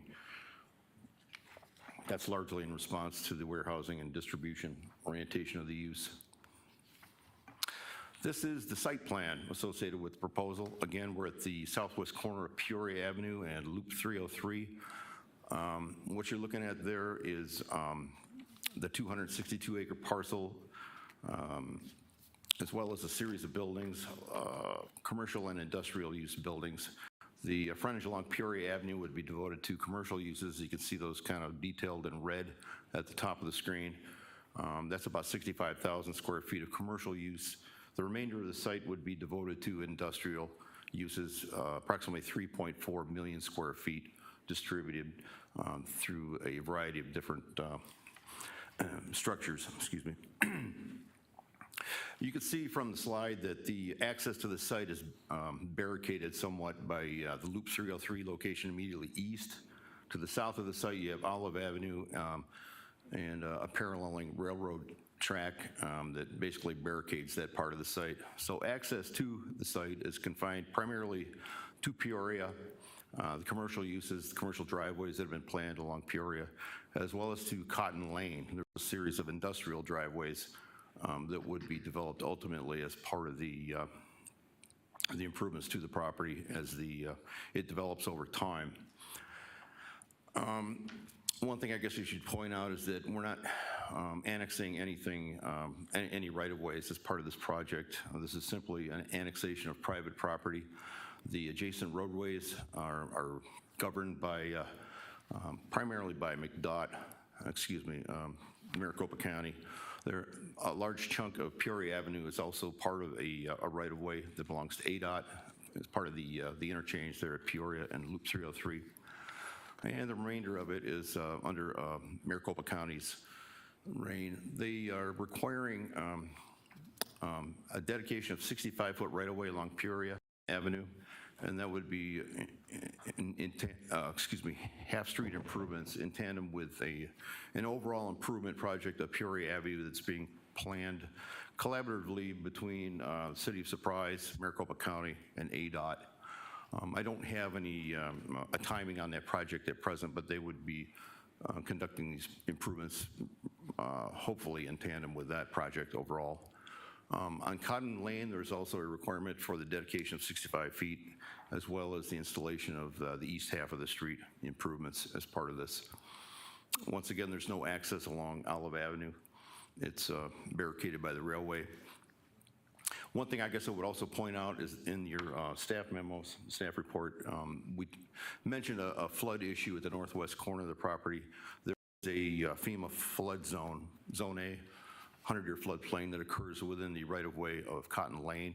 It's anticipated that the flood control improvements that are planned for Cotton Lane and for Peoria would entirely contain that issue.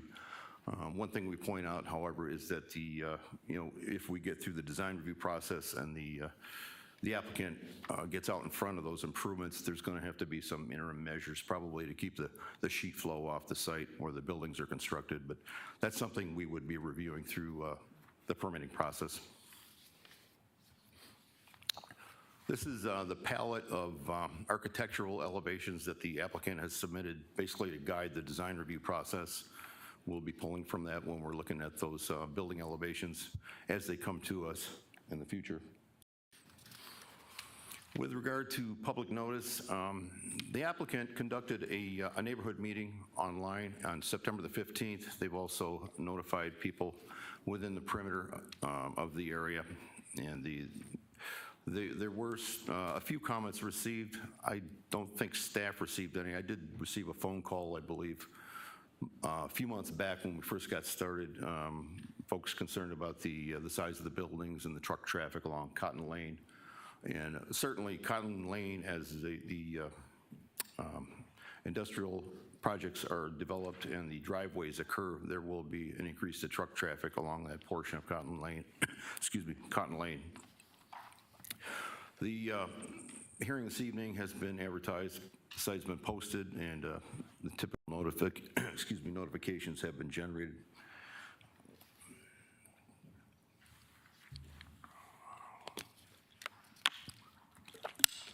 In the review of the project, staff finds that the request is in conformance with the general plan objectives, in conformance with the objectives of Luke Air Force Base and other similar projects in the vicinity. Overall, we'd be providing an employment base in a very accessible area. We believe the site was suitably planned and would provide some improvements along the street. There will be a further review of traffic issues as part of the design review process as the individual sites come to us. And once again, if the development of the property occurs in advance of the flood control projects, would probably require some sort of interim flood control measures. Staff is recommending approval of the request subject to the following recommendations. One, that development should occur in substantial conformance with the PAD booklet entitled Parkway 303 West and dated October 19th of 2021. Number two, submittal of FAA 7460 approval. That would have to do with the building height. Number three, dedication of 65-foot half-width right-of-way on Peoria Avenue and approval of all driveway locations and spacing by Maricopa County, ADOT, and the City of Surprise. Number four, dedication of 65-foot half-width right-of-way on Cotton Lane and approval of all driveway locations and spacing by Maricopa County. Number five, that off-site improvements and any additional right-of-way needed will be determined by Maricopa County Department of Transportation, traffic design, and permit process. Number six, any site development which may occur in advance of the planned flood control improvements along Peoria Avenue and Cotton Lane must provide interim flood control measures as approved by the City of Glendale Land Development Division.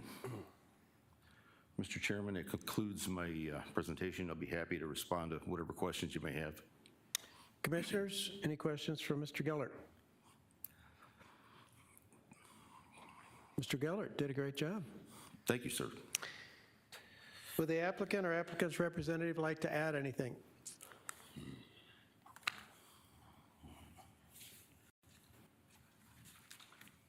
I'm just going to leave my notes right here so the planner can reference them for the next case that we're taking. Staff told me to stay quiet and look pretty. I don't do either one of those very well. So I just want to say I appreciate staff's help to get to this point.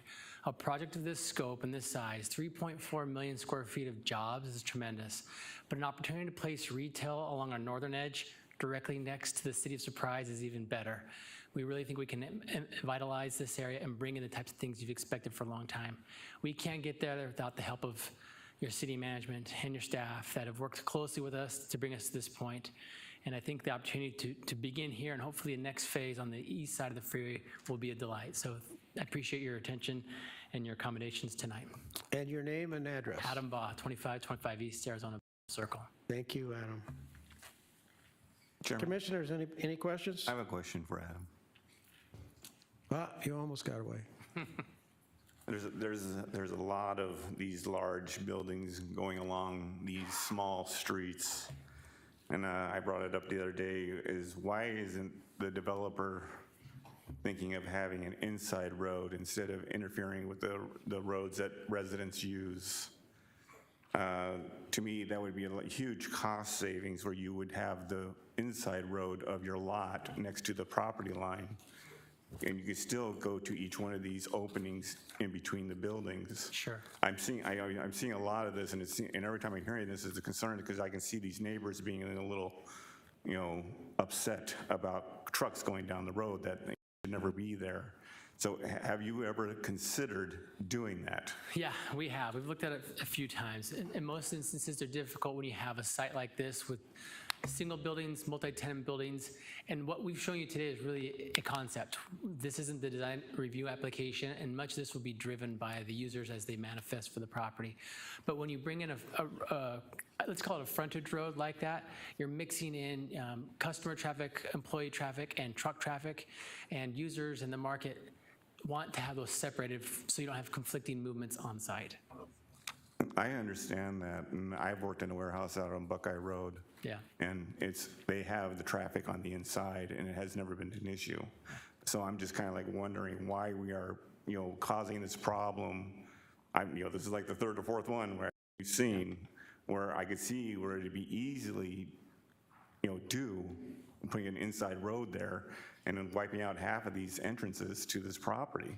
And like I said, that would be a huge cost savings to the developer, I would imagine. So I just want to throw that out because, to me, you would be good neighbors that way. And I think to be good neighbors, entering an area that's already been established for a long time would, look brightly on, I would say. Noted. Commissioners. Thank you, Mr. Ball.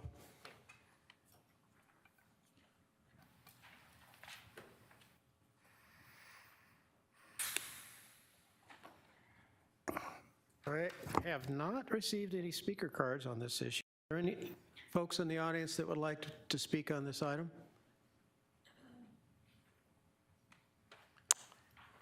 Okay. Ms. Perry. Chairperson Crow, Commissioner, there's no additional information to provide. Thank you. The public hearing for case number ZON 21-22 is now closed. Do I hear a motion? Chair, I move to approve ZON 21-22, subject to the stipulations contained in the staff report. Support. Okay, I have a motion and a second to approve case number ZON 21-22, subject to the stipulations as outlined in the staff report. I will conduct a roll call vote. Commissioner Crow? Aye. Vice Chair Nyberg? Aye. Commissioner Wilfong? I'd like to explain. Absolutely. I vote aye, but I hope they take the consideration of what was suggested here today. So aye. Thank you. Commissioner Cole? Mr. Chair, I'd like to explain as well. Certainly, go ahead. This is inevitable, as I think I've commented before in previous hearings, that this, development along a major transportation corridor like this, is going to attract this large industrial and commercial development. I do think that there's a bit of a culture clash here between that development and the existing neighborhoods. I do hope that when the development comes forward, that it's sensitive to that as much as humanly possible, because these folks have been there a long time, and they deserve some consideration. So with that, I vote aye. And I would like to confer, I agree with Commissioner Wilfong and Commissioner Cole. Chair votes aye.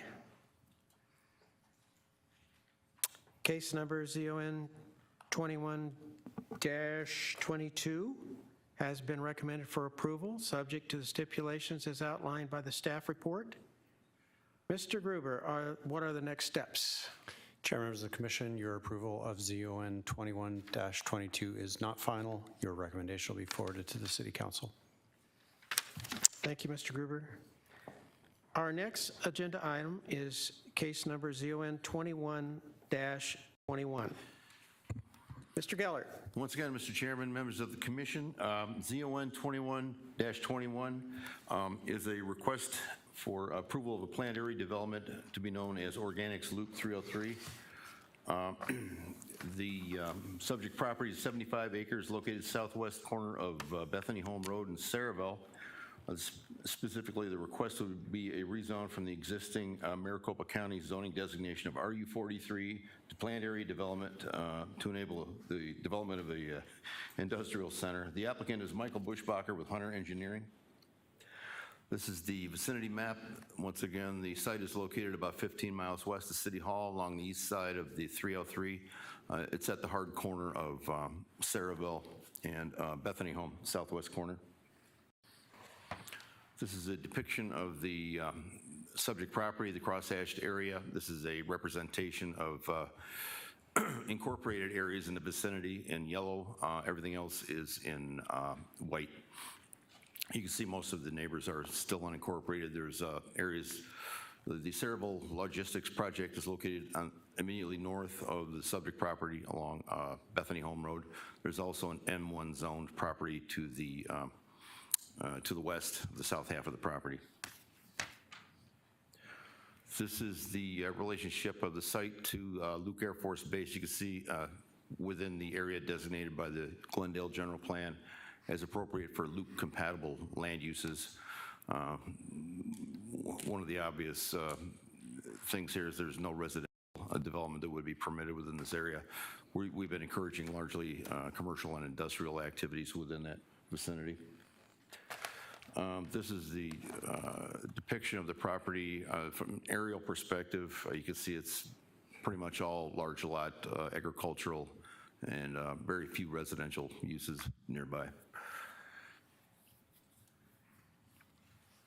This is the local zoning map. Again, it's unincorporated presently. Areas to the north are zoned planned area development within the city of Glendale, and that lower area just immediately west is zoned M1. That's also located within the city. This is the relationship of the property to Luke Air Force Base. It falls between the 70 and 75 decibel contour range. Pretty noisy at times. Site photos immediately adjacent. That's the, you're looking westward toward the Loop 303 interchange. This is Bethany Home Road. And on the bottom, you're looking south along Saraville Road. That's the Saraville and Bethany intersection. The subject property is in green. Again, the subject property to the left of the screen, and the top slide, you're looking north toward that same intersection, and that's the Park 303 properties developing just north of the site, somewhat north along Saraville Road.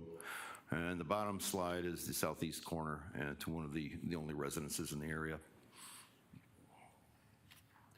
Just for perspective, from that northeast corner of the subject property looking east, that's the Luke Air Force Base flight line.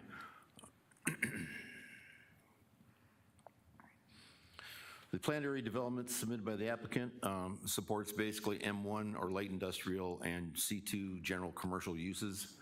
The building height would be limited to 60 feet as approved by Luke Air Force Base.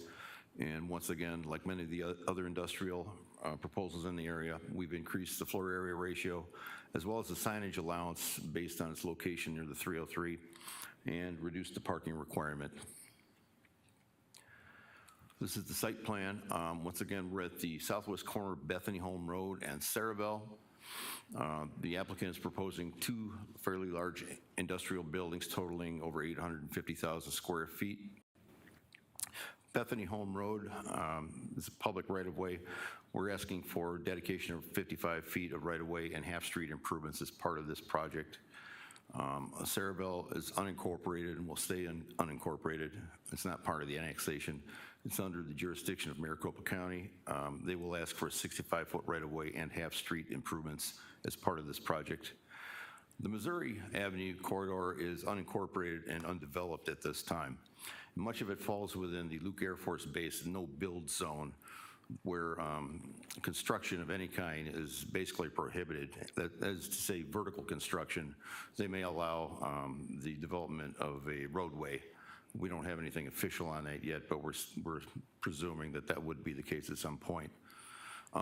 Over the course of the last week or so, visiting with transportation on the review of this project, there was a couple of things that came up about interior access, shared access between this property and the adjacent parcels.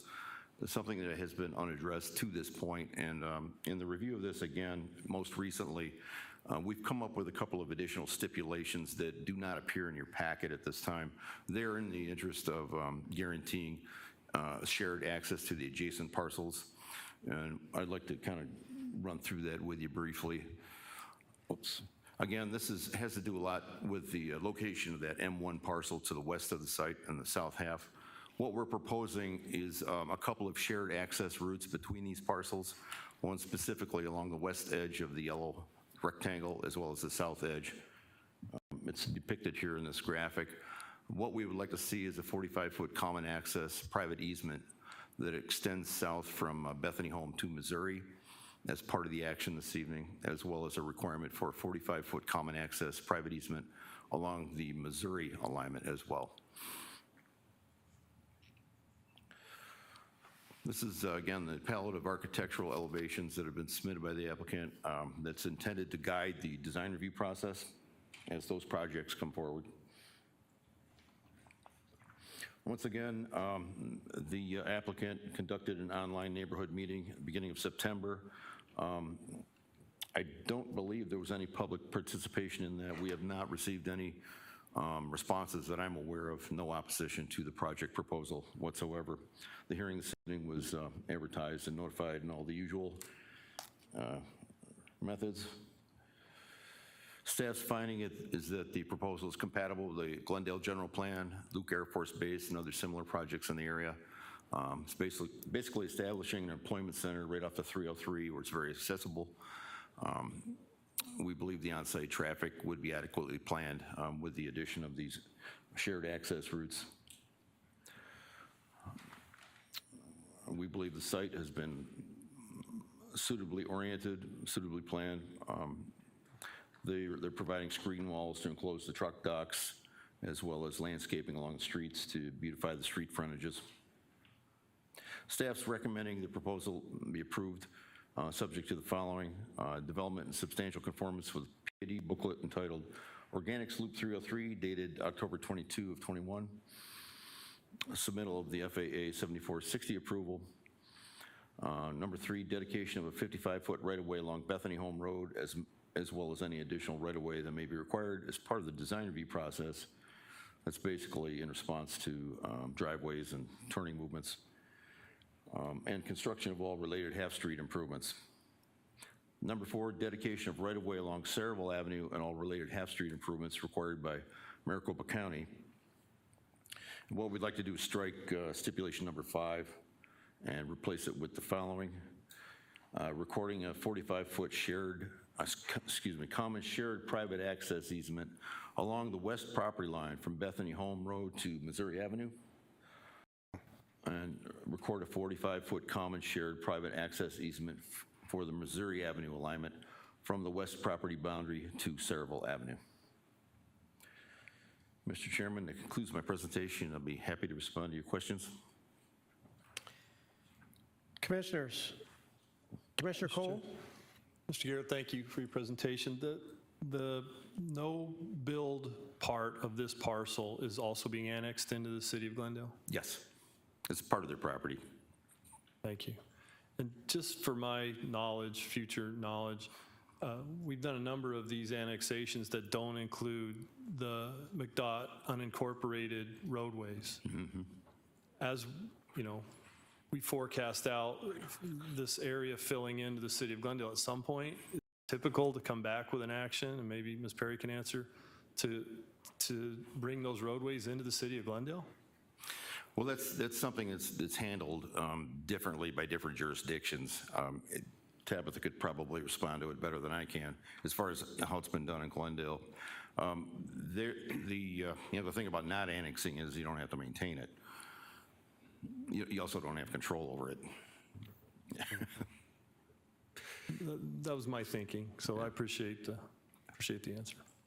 There are times when we change our mind and we go back and we annex stems. You know, they have a kind of an expedited process for that, but you have to get the county to agree with you. Commissioners, anything else? Mr. Gallick, thank you. Sure. Okay, would the representative or the applicant like to come forward and add anything? None unless there's any questions. Commissioners, any questions for the applicant's representative? I guess we're good.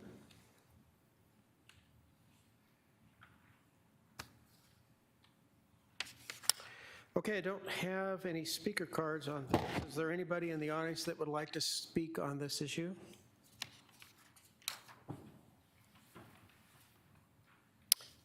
One. There is one? Ah, please come forward, state your name and address, sir. Thank you. My name is Ken Roth, 1524 West Williams Drive, Phoenix, Arizona. I just want to let you know that I've had the pleasure of working with your staff now on some other projects, and I really appreciate all that they've done to make development in this area happen. They understand it, and it's been a great working relationship. So I really want to thank Jamshid and George for working with us on this parcel as well as some others in the past. So thank you very much. Could you fill out a speaker card and give it to Diana, please? Sure. Thank you. And thank you for those comments. We feel the same way.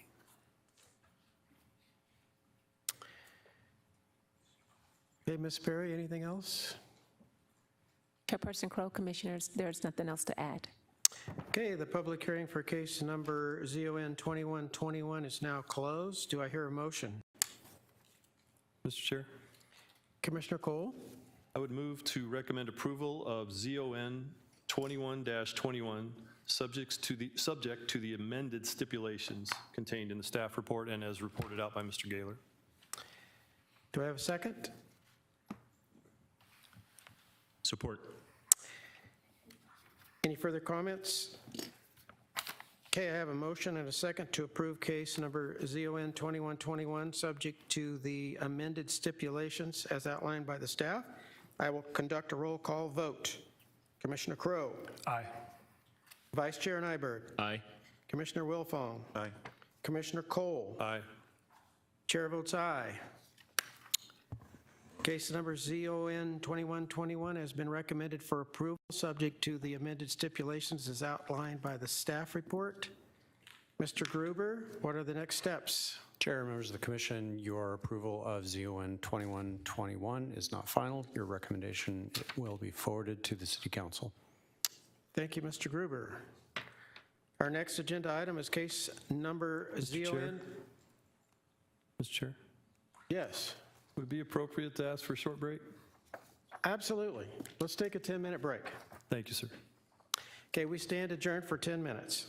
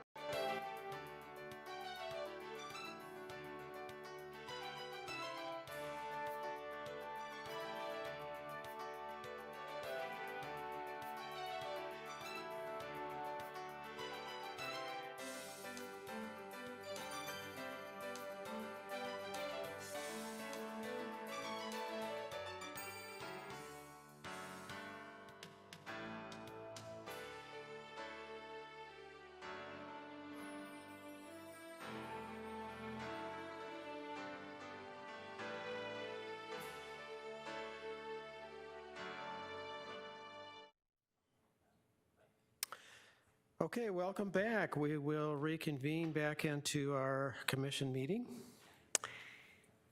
Our next agenda item is case number ZON 21-20.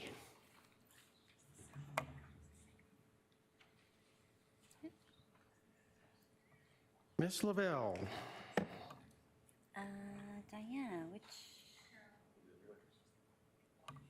I'm so sorry. Is there a way to get to?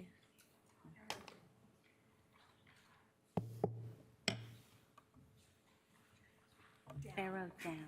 Oh, sorry.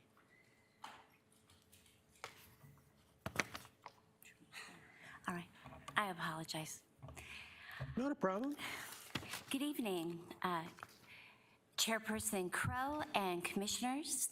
My name is Christina Lavelle. I am a Planning Project Manager with the City of Glendale, and I will be presenting the IRGIS 303 pad tonight for your consideration.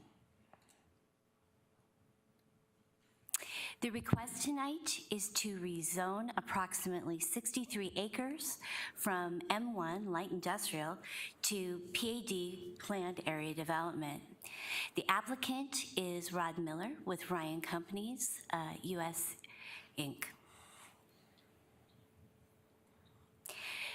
This is the vicinity map showing the location of the project in relation to City Hall.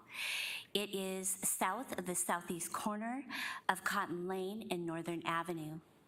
Currently, the property is going through an annexation application, and they have a PADA, which is a agreement with the county on this property.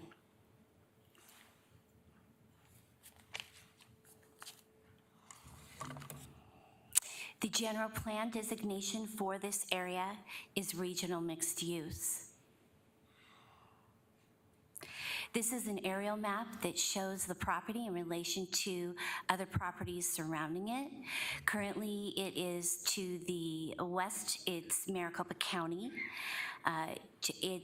They are adjacent to the Loop 303 corridor on the east side. To the south, a portion on the eastern southern side is City of Glendale.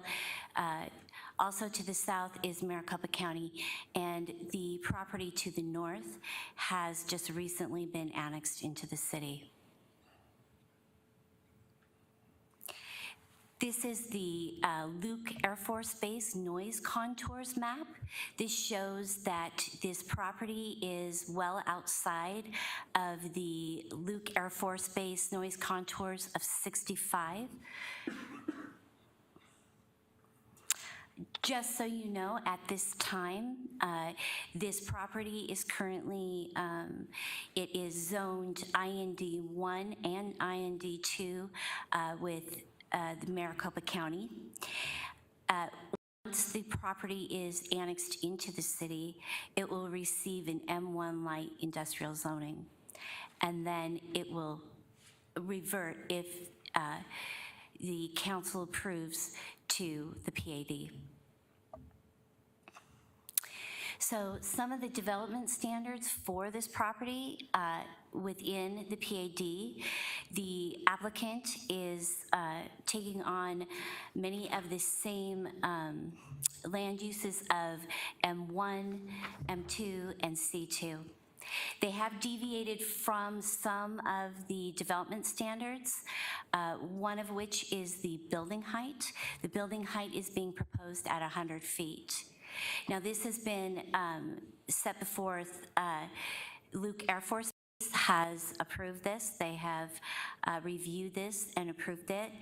And in addition, the PAD has increased the residential buffers with an increase in height. And so what that means is that the building, as the building is adjacent to residential uses, any height over, there's a 60-foot setback for a 30-foot height. For every 2 feet of height, the building goes up. There's another foot of setback that the applicant has to provide. They are also proposing to increase the maximum floor area ratio. That is typically 0.3 in the M1 zoning district. They are proposing to increase that to 0.5. Part of this proposal is that through a PAD, billboards are not allowed. There are 2 billboards that are adjacent to the site, but they are owned by a different property owner, and they will not be included in this application. They are also providing for a deviation in parking. Their parking ratio is 1 parking space per 2,000 square feet.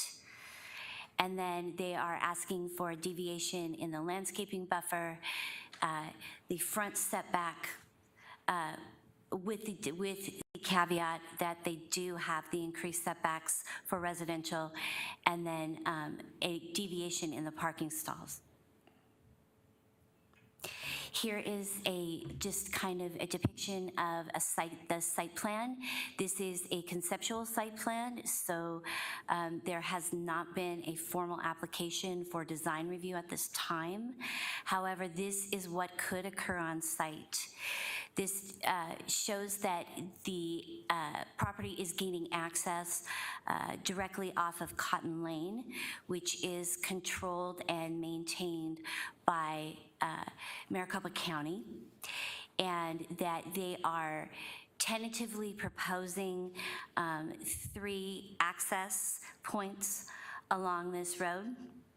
However, this is potentially subject to change. Maricopa County has reviewed the site plan, has reviewed the PAD, and they have tentatively signed off on this site plan. The applicant will be required to provide 65 feet half-width road along Cotton Lane, as well as improvements which include sidewalks and street lighting and the such. Here is just kind of a depiction of what could happen on site with their elevations. The applicant has worked with staff to just kind of come up with some ideas that may be in line with what the city is looking for along this corridor. The applicant and staff have both met all of the noticing requirements that are required of city code and state statute. There is a neighborhood meeting that was held. It was done virtually, and 2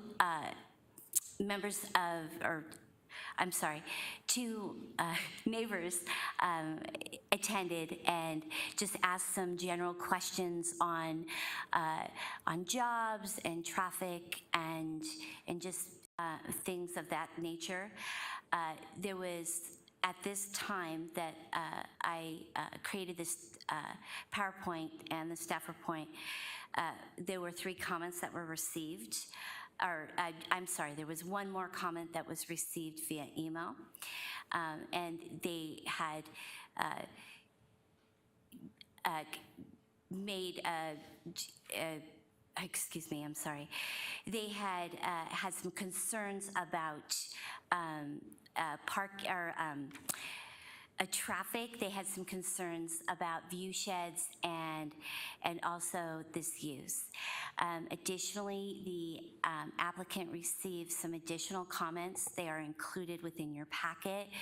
These all revolved around comments about this particular use in this particular area and the impacts from truck traffic and just kind of a disruption of their view shed. So staff finds that the proposed rezoning is consistent with the policy and objectives of the zoning ordinance. The current zoning is, it's light industrial and heavy industrial, or planned industrial and light industrial in the county.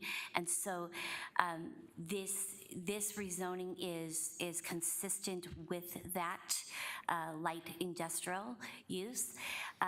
The staff finds that the proposal will be compatible with a general plan designation of regional mixed use. This is proposed to be a mixed-use project. They have proposed to do industrial, distribution, e-commerce, some office uses, and potentially some other commercial uses as well. This project contributes to the balancing of new jobs in relation to housing.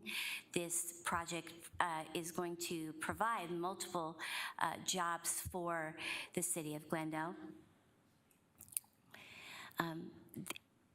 We find that the development will further the health, safety, and general welfare of the citizens of Glendale. Anytime that there is a new development on a vacant parcel that is underutilized and that there is an opportunity for economic growth, that is good for the city of Glendale. Staff recommends approval of ZON 21-20, subject to the following. Development shall be in substantial conformance with the Urgus 303 Planned Area Development Booklet dated October 13th, 2021. Number 2, Cotton Lane shall require a 65-foot half-street right-of-way improvements with curb, gutter, and a continuous 6-foot wide detached sidewalk. Number 3, an FAA Form 7460-1 shall be submitted, reviewed, and approved by the FAA prior to any issuance of any building permits. That concludes my presentation. I will be happy to answer any questions you may have. Commissioners, anything for Ms. Lavelle? Thank you, ma'am. Thank you. Would the applicant or applicant's representative like to add anything to that? Welcome, sir. Good evening, Mr. Chairman, members of the commission. Gary Hayes, 2198 East Camelback, on behalf of Ryan Companies. With me this evening is Josh Tracy, who is Director of Development for Ryan Companies. You've had several cases before you today that are similar to this, but different in one major way. In 1981, Maricopa County changed the zoning of this property to light industrial. This has been zoned light industrial for 40 years. In 2012, the city of Glendale, and I have to correct Ms. Lavelle, it's actually an agreement with the city when there's a PADA, which is Pre-Annexation Development Agreement. The city of Glendale and the owner of this property entered into an agreement that this property would come into the city. And we want this property to come into the city because it makes sense. Today in Maricopa County, this property is fully entitled. A plan of development will be filed at the county, and they could develop whatever they wanted to. Here, we're coming in front of you today. We're going to work on making sure we have good development standards, good design standards, and making the project better for the community. We've met with the neighbors twice by Zoom, as of today, as a matter of fact, was the last time we met with them. And they've asked for something we can't do. They want us to build walls on their property. We can't do that. But what we can do is work on uses. We can work on landscaping. We can work on setbacks, all of which we have done today and so far. One of the interesting things about the county zoning, it allows things that just don't belong there. It allows adult-oriented businesses. It allows nightclubs with outdoor music. My client doesn't want that. The neighbors don't want that. We're fine with getting rid of those things. That's going to make it a better project for them. The county doesn't have the design standards the city of Glendale has. The city has very stringent design and development standards, which we're going to comply with. As you heard from Ms. Lavelle, we've actually gone above and beyond as it relates to the setbacks that you have. And we're also going to put in more landscaping. We've worked closely with Maricopa County and the Department of Transportation to try and ensure there's a minimal impact on traffic We've agreed to contribute to the signal at Cotton and Glendale, that we don't have to, but we're going to contribute to that because we think that's the right thing to do.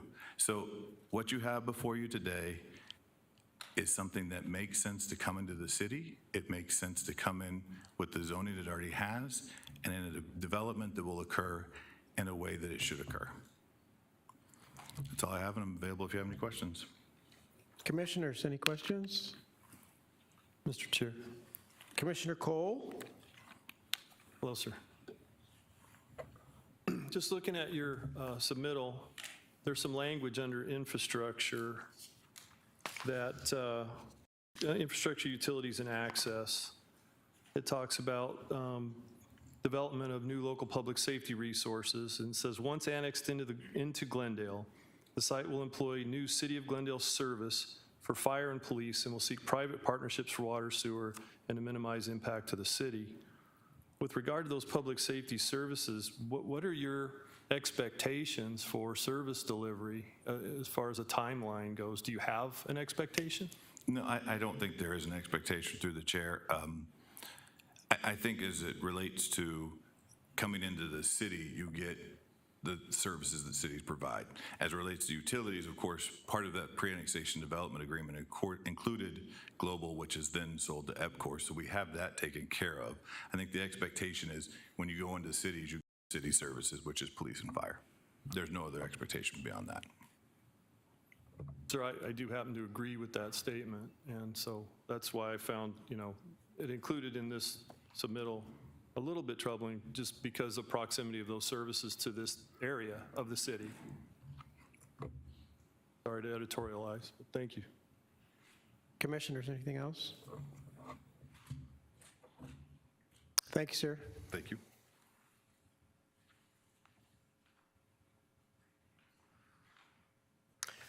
Okay, I do have 2 speaker cards. Jane, looks like Sumi or Sunny.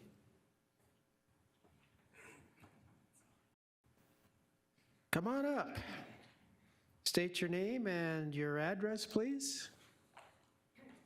Did I butcher the last name? I can't read it. It's okay, it's Sumi. Sumi? Can I pull this down? Absolutely. My name is Jane Sumi, and I live at 7510 North Cotton Lane, Waddell, Arizona, 85355. We've talked a couple of times with the lawyer and with the representative for Ryan Companies on phone calls. What you don't understand about where their businesses are going to be going are right across the street from a subdivision that's been there since I think about 1931. It's called Clearwater Farms Unit 2. And we live right on Cotton Lane. There's a little access road, which I think would be 171st Avenue. So we have been there for 9 years. My neighbor's been there 22 and built her home, and another neighbor have been there for quite a while. And we are really kind of upset about this because there are 179 small homes, they're called bungalows on Cotton Lane, that are going to be on the southeast side. They're going to be right next to where this project will be going in. And that's going to create a lot more traffic. And then we have this Ryan project coming in. And then from what I understand, on south of Northern, on the northwest side, east side, there's supposed to be another housing subdivision coming in there. And right in the middle, we have big warehouses, 4 of them, that are going to be in there. And we're kind of upset because this is going to put a lot of extra traffic on a small road. And I see that they're adding little turnouts or whatever they are, but we're talking about big, giant tractor trailers coming through there. We don't know what's going to be in there. We don't know how many businesses are going to be in one manufacturing building. We have children that are there. We don't want any pot dispensaries. We don't want to have any adult bookstores. I mean, I think that progress is great, but we have subdivisions and houses all around us where there's school buses that are going to be coming. I've been talking to Maricopa, to the Maricopa County Department of Transportation. We have an illegal entry that was there when we bought our house, and it goes straight into our driveway. And I have great-granddaughters that play out there, and I know that with this extra traffic that we're going to have, there's going to be a lot of maybe misturns, people turning around. I'm going to have that closed.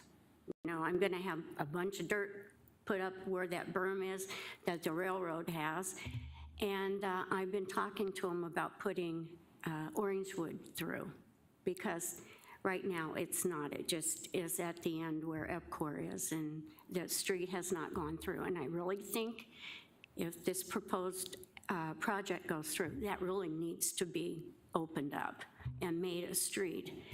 I know they're going to put a traffic light at Glendale and Cotton Lane, and I'm hearing that, oh, this is going to take care of all your problems. It's not, because you're going to have people coming from the north, from Northern, and it's right, we're right off of the 303, about a mile and a half.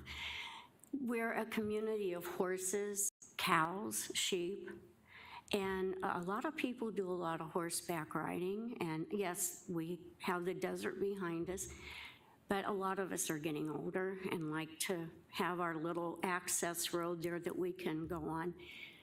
This is going to change the whole perplexity of our living, and we have said that we would, yeah, we'll work with you because we know that they have more money than we do. There's not much we can do.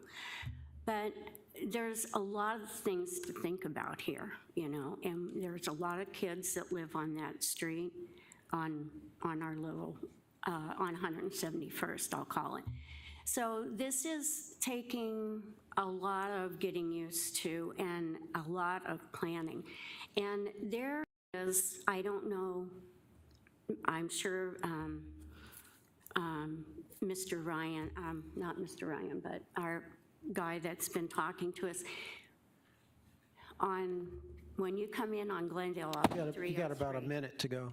Okay, there's a big road that's going in back there, and I think the people that are putting the bungalows in have a cement that they're going to use concrete, make concrete there for their project.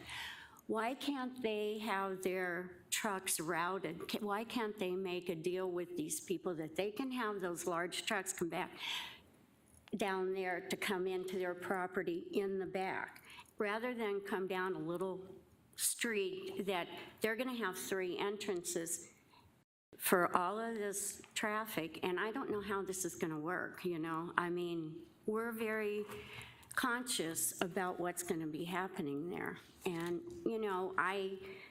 I know we have to get used to these things, but, we've put a lot of money into our homes to make a good home.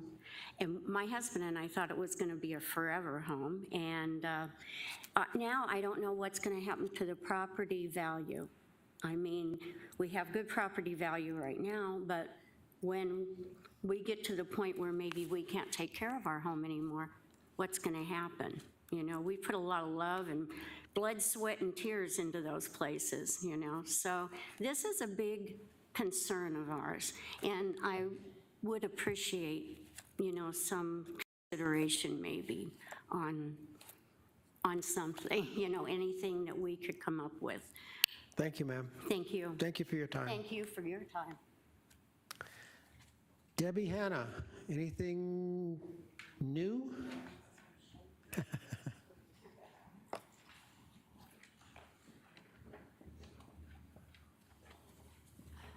Hi, I'm Debbie Hanna. I live at 7532 North Cotton Lane in Waddell. That's my neighbor Jane Summy, and my other neighbor to the north, the Todds. She doesn't want to talk. She doesn't like public speaking. I moved to Waddell 22 years ago in the development of Clearwater Farms. This was my first home. I moved there because my family was Luke Air Force Base. We built our home around wide open spaces, and I have horses, I have cows, I have everything. With this development, I understand that it's zoned industrial 40 years ago. Yeah. Okay, it's got to go PAD. I understand growth is inevitable, but at what expense is it to me? I'm not naive that it will be developed, but to me, it's at the expense of my home and my way of life. Glendale is going to annex this piece of property. I get it. I would too. The revenues this project potentially brings to the city is astronomical, and I would slip at it too. Where I have an issue with this is we have the rural community. I wish we could see the map. You could see exactly where our houses are. This industrial zoning piece is in the smack middle of all the residentials, the horse properties. We noticed on the site plan, the potential site plan, there's screening walls to the north. There's no houses there. I know they want to do setbacks. They want a sidewalk that leads to nowhere. That sidewalk area they want, I ride my horse down every day. I rode last night and I thought, this is it. Right now, Conton Lane is a 2-lane road. We get a little bit of monsoon rain, it floods. The bungalow property down the street did a half-width improvement to the west. Don't know what that did. So I'm gonna assume with the amount of parking spaces that are needed for this development and the 100-foot height building, which we were not told that was gonna happen, how are these trucks gonna get in? If you get off at Northern or you get off at Glendale, as Sam, I own a trucking company. You can't make a left-hand turn. They're gonna have to figure out access points. So now you've got a industrial piece literally out my front door with an access point, which potentially, I'm not stupid, they're gonna need more widths. They're coming to my yard. Literally, all of us homeowners own the piece in front of our homes. It's an access. Well, then it's got a 50-foot piece for the industrial railroad, and then you've got Maricopa County. So not only do I have to deal with the city of Glendale, I'm gonna have to deal with Maricopa County, and I'm gonna have to deal with the railroad, try to protect my interests. We're little people. I don't know what to do other than stand up and go, I hope you take in consideration of some of our questions and our needs. I'm nervous. A big thing for me is trucking, you know, the PB 303 corridor, that's Goodyear, Glendale's coming in. It's a 24/7, 365 operation. Is that gonna be? They can't tell us who the end users are. I'm gonna assume it's a 24/7, 365. Semi-trucks, can they idle on Cotton Lane? Guys need to park somewhere. Where are they gonna park? Well, guess where they're coming? They're coming up on my access road to sit there and stay overnight. Where are they gonna park? You know, where's their staging areas? How are they gonna defer these trucking companies when Cotton Lane floods? They're gonna have to use my access road to get out of the rain because Maricopa County hasn't done squadouche with Cotton Lane as we speak. We flood all the time. There's fire, there's police. Right now, we're county. We have the sheriff. EPCOR is our private water company. I have septic. So all these services are being given to Glendale in the middle of all of us Maricopa County residents. So all I'm asking is you guys consider moving forward with this PAD, that you consider us homeowners. This is not part of this process, but I've been doing my research. I actually work in land development. I've been doing it for 20 years, so I know what growth is. I contacted a property owner. He's one of those guys that goes out and buys pieces of land that no one wants. At Cotton Lane and Northern, there's a 50-foot section of land. I contacted the gentleman. He wants to put roach coaches, food trucks. He wants to fence it in, generators, fence, awnings, and he says, I'm gonna do a bikini barista. He says, his exact words, those warehouse people need somewhere to eat, and I'm gonna capitalize on it. So this is the beginning of our neighborhood to being exploited. Further, I am very disappointed at what's going to happen. Unfortunately, I'm gonna have to make some life changes. The future of living next to this development is affecting me personally. Put yourself in my shoes. What would you do? I would invite all of you to come to my house. I can make good coffee. It's just like, I'm not gonna be in a bikini, but I have, come to my house, sit in my patio. You will look out my front door and you will see 2 lanes away is this proposed development. It affects me adversely. I will continue to come to these meetings and do what I can as a small homeowner. We're contacting the HOA. We have a meeting next week to see what we can do, but thank you for your time. Thank you, Debbie. Thank you very much.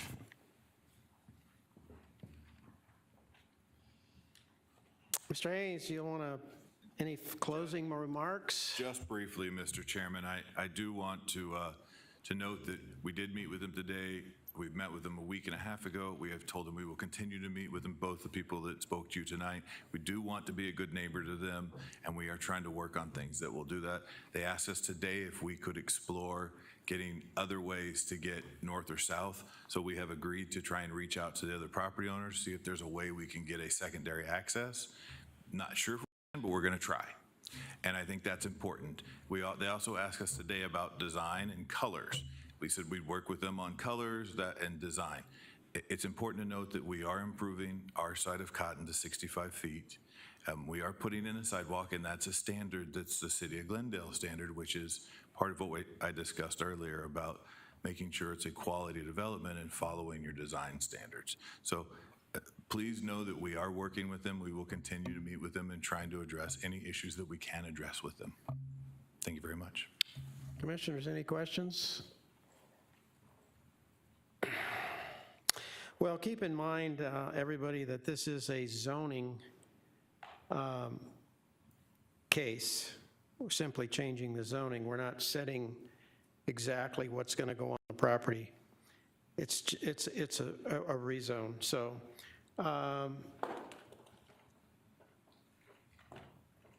Ms. Perry?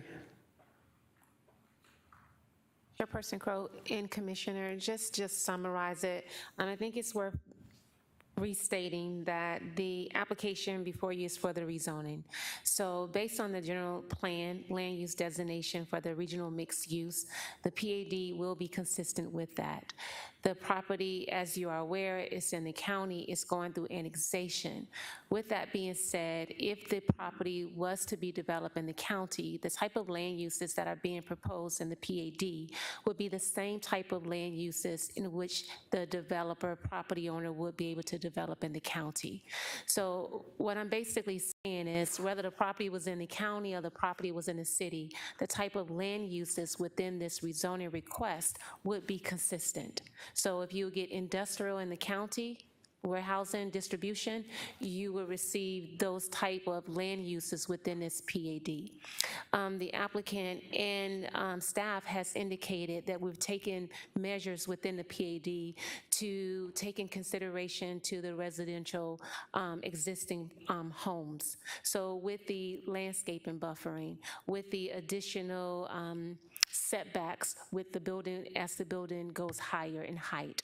I don't know if Christina said 2 to 1 or 1 to 2, but you have additional setbacks to give additional relief to the property owners. And as you mentioned, Chairperson Crow, that this is just the entitlements. Staff will continue to work with the applicant to fine tune what the ultimate development will look like once it comes in for a design review. Okay, thank you, Ms. Perry. Okay, the public hearing for case number ZON 21-20 is now closed. Do I hear a motion?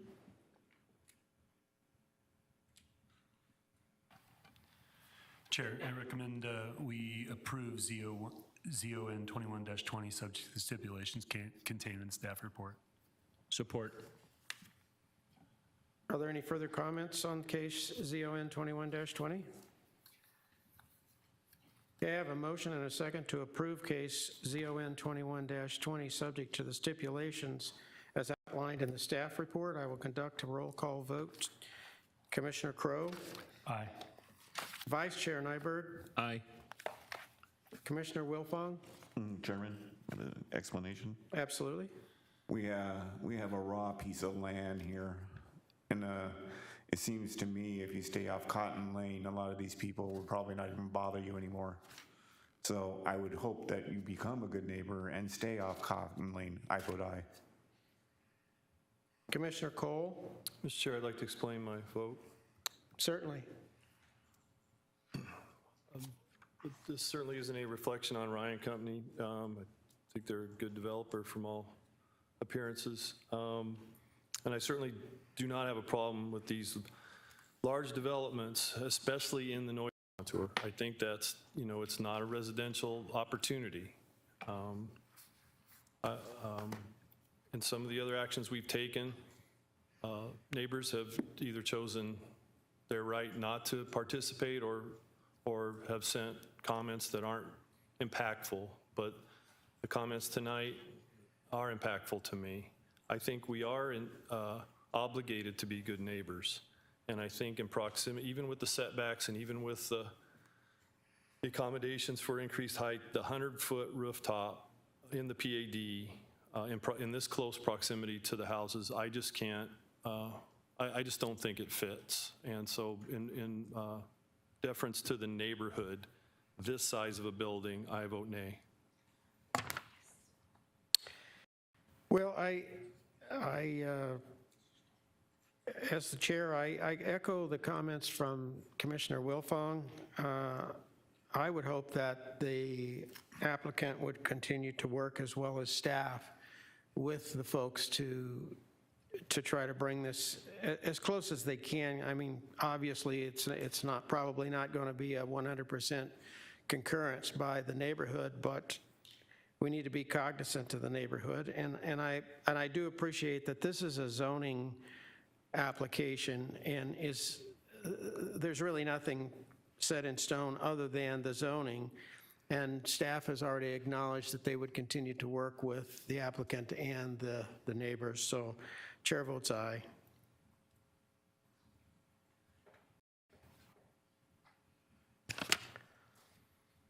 Okay, case number CON 21-20 has been recommended for approval. Subject to the stipulations as outlined by the staff report. Mr. Gruber. Chair, members of the commission, your recommendation of ZON 21-20 is not final. The recommendation will be forwarded to the City Council.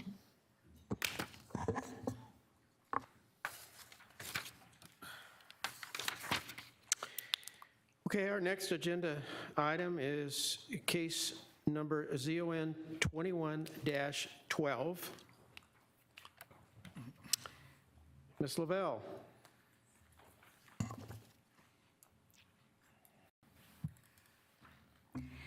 Good evening again, Chairperson Crow and Commissioners. Again, my name is Christina Lavelle, and I am a planner with the City of Glendale, and I will be presenting ZON 21-12 for the Alto Planned Residential Development. The request from the applicant is a zone change from R16 to R14 PRD. The project size is approximately 17 gross acres, which ends up being 15 net. This is a vicinity map of the project location in relation to City Hall. This is at the southeast corner of Orangewood Avenue and 75th Avenue. This is located about 2 miles away from City Hall. So the general plan designates this area as having a designation of medium to high density residential, which is 5 to 8 dwelling units per acre. Because of this, the applicant is requesting just over 5. It's about 5.22 dwelling units per acre. They are within the compatibility with the general plan, and they do not require a general plan amendment for this rezone. This is a zoning map just showing the different zones in relation to this property. As you can see, there is a mix. There are properties zoned R16 that are to the north, and to the east there are multifamily residential units to the south, and to the west it's zoned R17. Directly to the east, you can't see, in fact, let me switch the slide. There you go. So this kind of gives you a better idea of what's going on. This is a mix of large and small lot developments and also multifamily. To the east is the Desert Spirit School, and to the south there is a existing church. This 75th Avenue is an arterial, and Orangewood Avenue is a collector street. So this is a conceptual site plan. I apologize for the orientation. It wouldn't fit on the page correctly so you could see. So this property is taking access directly off of 75th Avenue. If you look to, it looks like to the east, but if you look to the north, there is an emergency access that is coming off of Orangewood Avenue. All the streets interior are going to be private, and they are asking for an 89-lot subdivision. The majority of these lots are somewhere between 4,000 and 5,000 square feet. However, about 17% of these lots are well over that. In fact, there are 8 lots that are between 5,000 and 6,000 square feet, and then there are 7 that are well over that, and with a couple almost at 10,000 square feet. As you can see too, there is a landscaping buffer that surrounds the perimeter property. In as well, there are ample open space areas. If you look to the, it's kind of like the, I'm sorry, it's the south west corner. At the top, it shows that they are providing a very large recreational area that's passive. It's a grassy area that is lined with trees, but they also are providing within that area a basketball court, and and multiple benches within this area. They also are providing another smaller passive recreational kind of buffered area along, I believe it's 74th Drive. And then there's also going to be a tot lot that will have different amenities. It will have some benches, it will have some playground equipment, and be available for the kids in the neighborhood. Okay, so the applicant is requesting to deviate from the R14 standards with a planned residential development overlay. And so they are requesting that the setbacks are reduced, and that includes the front and the front and side setbacks. They would like to achieve a 60% maximum lot coverage, and just reduce the minimum open space just about 1.5%,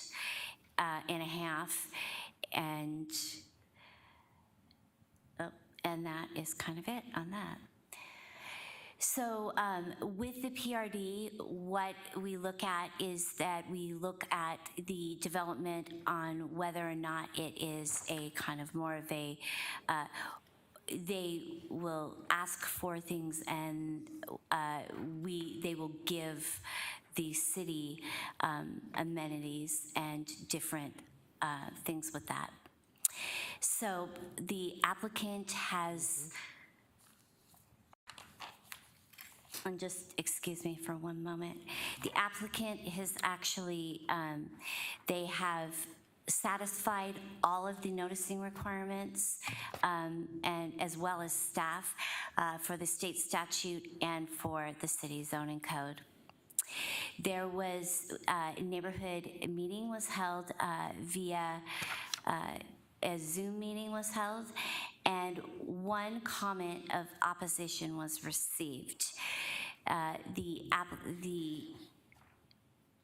neighbor was concerned about just the small lot sizes. They were also concerned about the additional traffic. Since we put forth the agenda, we have received 4 comments in support of this project, and they should be included. We should have included those with your packet today.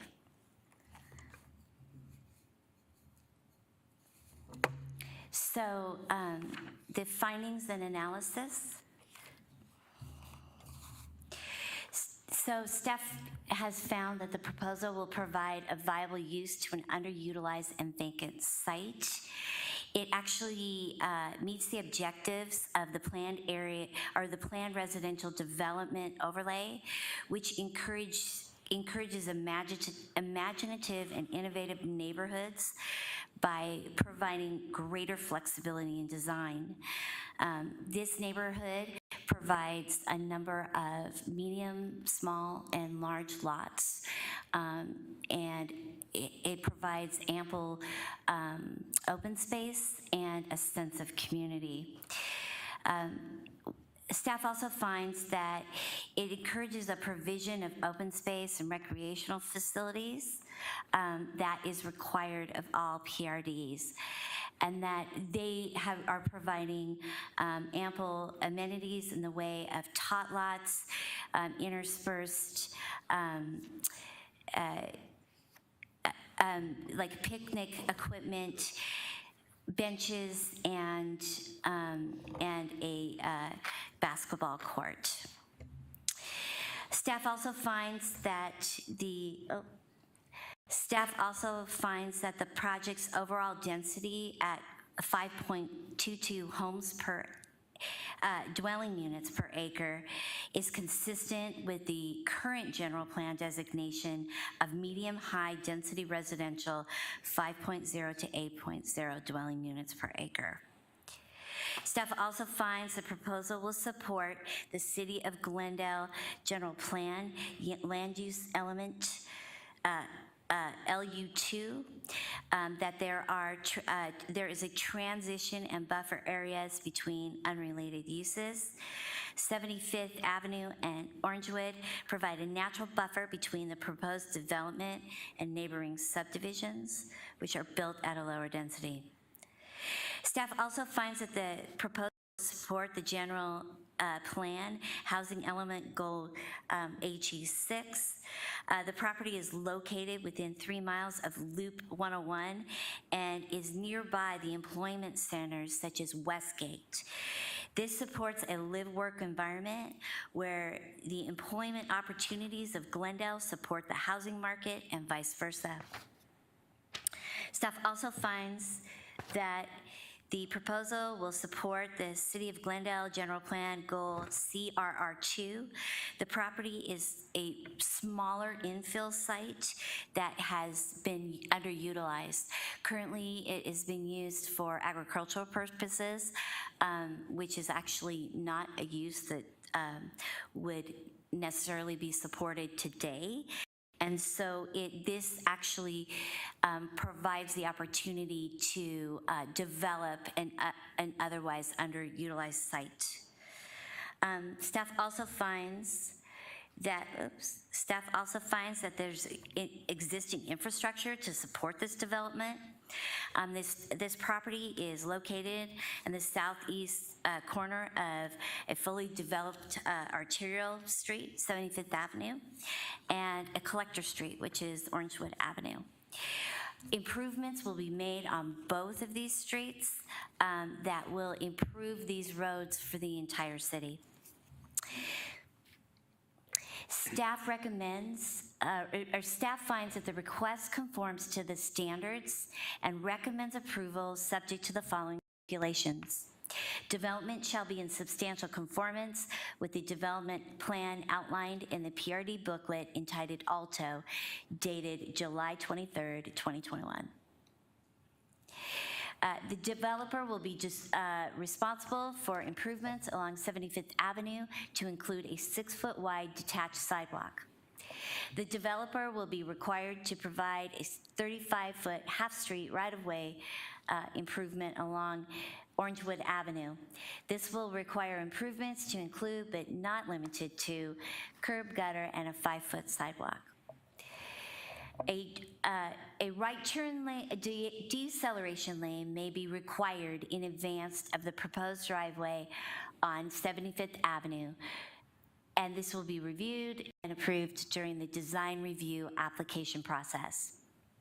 Number 5, an 8-foot tall CMU block wall will be required along the residential properties to the north of the basketball court. That concludes my presentation. I will be happy to answer any questions you may have. Commissioners? Commissioner Vice Chair Nyberg? Mr. Chairman, thank you. I just had one question I'm a little unsure of here, Ms. Lavelle. I believe you said their developer is seeking a deviation from R14 to R14 PRD? Yes. The maps in the packet show the current zoning at R16. Yeah, I apologize. Hold on one moment.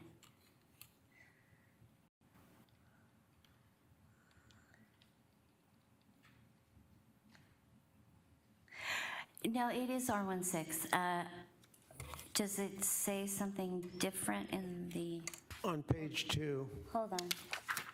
On your chart on page 2, it says R14. Oh, hold on.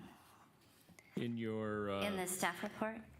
In the staff report on page 2, it references R14, and also one of the slides in your presentation referenced R14. Okay, just hold on one moment. Okay, so I think there is a little confusion in maybe the way that I wrote it. So they are rezoning from R16, that is the intent, to R14 PRD. And so what I was trying to express is that as they rezone to R14 PRD, they're actually deviating from R14 by doing the PRD, which is an overlay. Does that make sense? Thank you. It does, but what it tells me is they're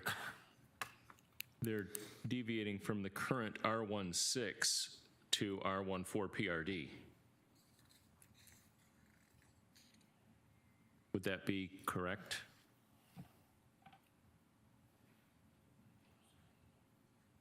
Yes.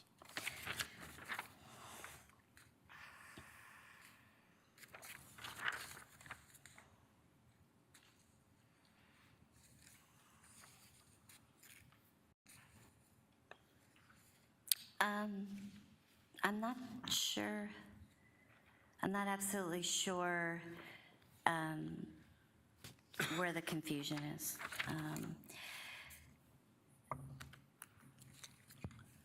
But I'm very sorry. I'm not sure where the confusion is.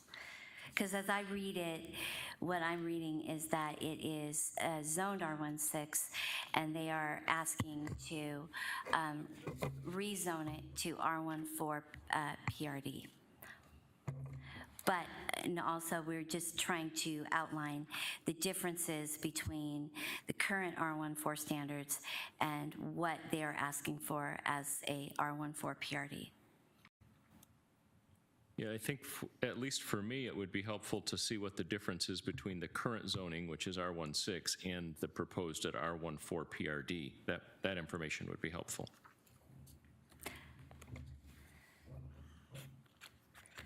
I could get that information for you, or I can, do we have a zoning code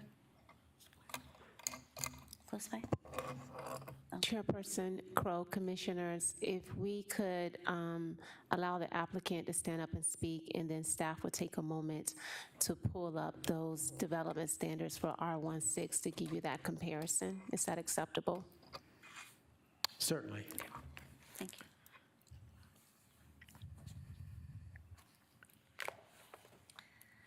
Was there any other questions before I have the Chair, applicant? you're changing the zoning to match the general plan, correct, Ms. Perry? Well, we're changing the zoning, but the current zoning, it matches the general plan. But what I'm trying to state is that to change the zoning to R14 PRD, it falls within what the general plan has determined is the density that they would like to see in this area. Does that make sense? That's what I'm suggesting, that this change actually matches the density It does. as proposed in the, okay, in the general plan. Thank you. Yeah, thank you. Anyone else? Commissioners? One more. Commissioner Wilfong. One of the stipulation was the deceleration lane. What was the stipulation on that? On what were we waiting to see if traffic had input on that? Is that what the deal was? Yeah, so I think that there is traffic has determined that there may be a need for a deceleration lane, but they didn't know, because it is, fairly preliminary, they wanted to have the ability to look at it at a later date and determine whether or not a deceleration lane would be required. Chairman. Mr. Wilfong. Is that something that we put in as a stipulation right now? Mr. Gruber.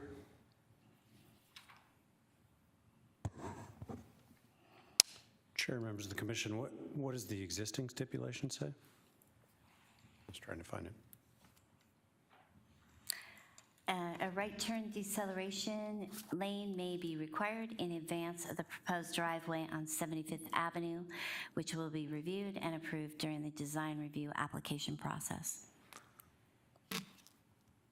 And what would you like, Commissioner Wilfong? I wouldn't want to wait for the review. I would just say we just put the deceleration lane in as one of the stipulations.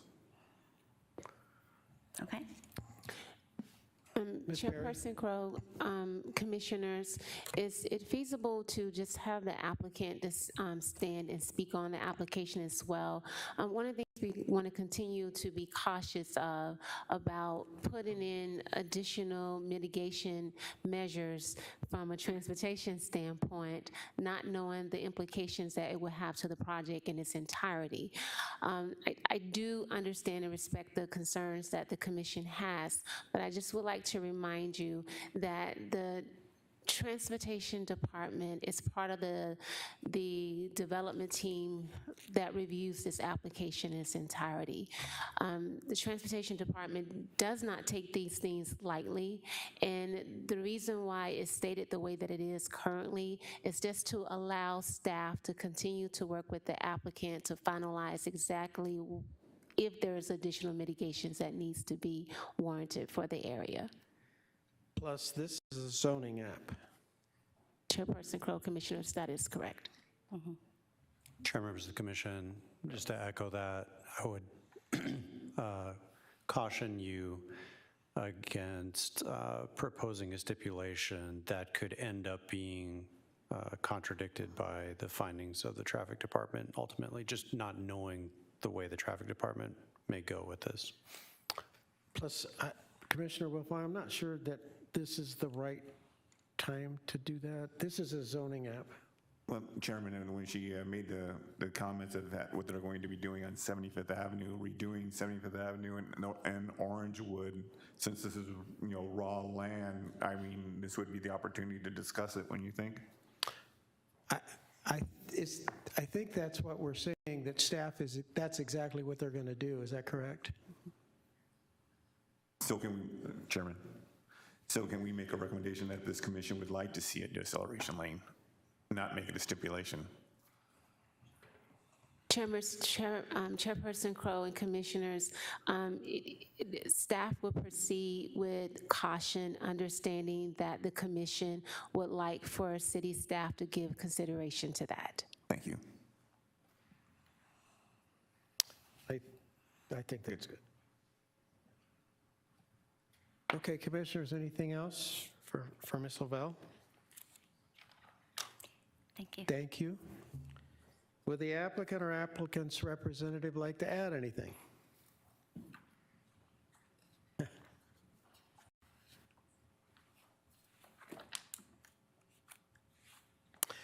Name and address. For your record, my name is Taylor Earl. Address is 3101 North Central Avenue. It's a long night, so I'm happy to be up, and you're probably happy that I'm up because it means we're close. But I appreciate you guys being here and listening. Dan, do we have the presentation? Okay, thank you very much.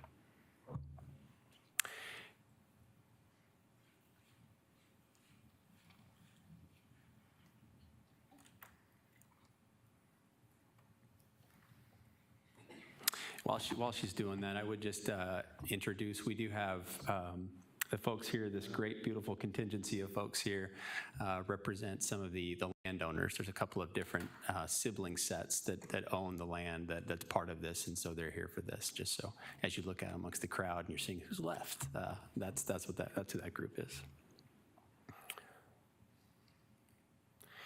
So a couple of different requests. So we are seeking to rezone the property to the R14 PRD, and as was mentioned, we are seeking to rezone it to be consistent with the general plan. As was noted, we are just above the sort of bottom of that threshold, it being the 5 to 8, and we're at 5.22. And so we're coming in consistent with that request. And then, of course, and there is also a preliminary plat that's consistent, that's associated with that. So here's the site. The site is located on the southeast corner of 75th Avenue and Orangewood. And I'm going to go to the next one here so we can zoom in a little bit just to see some of the context. So I'll start with the north. On the north, you have industrial uses. And on the east side of the property, you have a school. And so while schools can go into an R16 zoning district, it is, for all intents and purposes, like a commercial use. It has a different flavor to it, similar to the church that we have to our south, along with the vacant property to the south. And so if you look at those three, and then of course go to the west to the 75th Avenue, you have a large arterial road, which has both a middle lane and 2 lanes on each side. So this property is extremely well insulated from any other residential. Often when we come in, as we do these infill projects, we are often maybe up against another residential project. And in this case, we're not. We have buffers that go all the way around the property. And I think this is really critical as we look at the area, considering the general plan, and there are different mixes of land uses that were approved by the voters. You have the district that we're in right here, I should say the designation of the general plan, which is medium high density residential 8, which means it goes from 5 to 8. Same is true of our east, that's to our south, and then you have 3.5 that goes across 75th Avenue, and then you see the LI, which would be related to industrial to the north. And so our proposal is consistent with that designation as we come in and do our density. It is what the city has designated, the voters have designated for that zone. And so looking at just the land use diagram altogether, I'll zoom in a little bit, but I wanted to provide the whole context of the city as a whole. And you look at all the different designations, there is a layout of different densities. There are some densities that are going to be in that 2.5 range, so we would expect to see larger lots within that. And then there's also multifamily. And then there's a district that generally falls in between, and that would be similar. That's essentially what we are. We are in that designation of 5 to 8, so that's why it's called medium high density residential. And even just zooming in a little bit, you can see that designation, the variety of designations. The one that we're within really extends eastward as well as a little bit to our south, and you have the industrial to the north. And so there is an important mixture of these densities that go throughout the city. These are designed to serve things like Westgate and entertainment. They're designed to be near places like transportation, as was mentioned by staff. We have proximity to the 101 freeway, which puts us consistent with another general plan principle of having this be a place for residents. We want to see that density get closer to the freeway. We want to see folks who can support the retail and entertainment at Westgate. So there's important elements of having density in the right locations, particularly locations where you have good insulation from adjacent property owners. And so anytime we look at a general plan designation, we would first start with the designation here, 5 to 8. That then goes to, we find a zoning district that is compatible with the general plan. And then from there, and in this case, R14, and then from that, we go into the site design. And then that's what we go into staff and we work with them on executing the zoning. So general plan to zoning, from zoning to final execution of site plan. And of course, we have a conceptual site plan here, and we will work with staff on the fine tuning of that. Just to give a sense of what this is not our product. This is a different community, just to be clear, but I wanted to provide just an example of what that density range might, another example of what that might look like. This is a community that I worked with in the East Valley. This is an attached rental product. You can see that essentially the garages is attached at the garage, and so these are essentially 5-plexes, buildings that essentially are 5 units within one building, and this comes into that 6.8 range, so about 5 acres and about 34 units, if I remember correctly. So this is our proposal. This photograph is taken actually just a community that is on Glendale Avenue, Cadence at Westgate Village. So I went over there and took photographs of the actual site so that it's a little easier to getting the feel than we get from maybe elevations. So here we have a product that comes in at that appropriate density and also is a traditional single-family ownership rather than it being a multifamily or a rental product. The buildings have really a good articulation, front to back movement, different materials, the pop-outs, the different porches. And so I think that there's a really attractive design element that happens. And here's another photograph. Same principle, you have the shutters and there's different movement in the building with the porches. And I think as I went through the community, I really felt like it was quite beautiful, and actually had a chance to chat with one of the neighbors. They saw me taking photographs, and you look like a creeper when you're taking photographs in a community. And so to her credit, she flagged me down. She asked what I was doing. I said, I represent Kehavnanian Homes, working on another community. And she said, okay.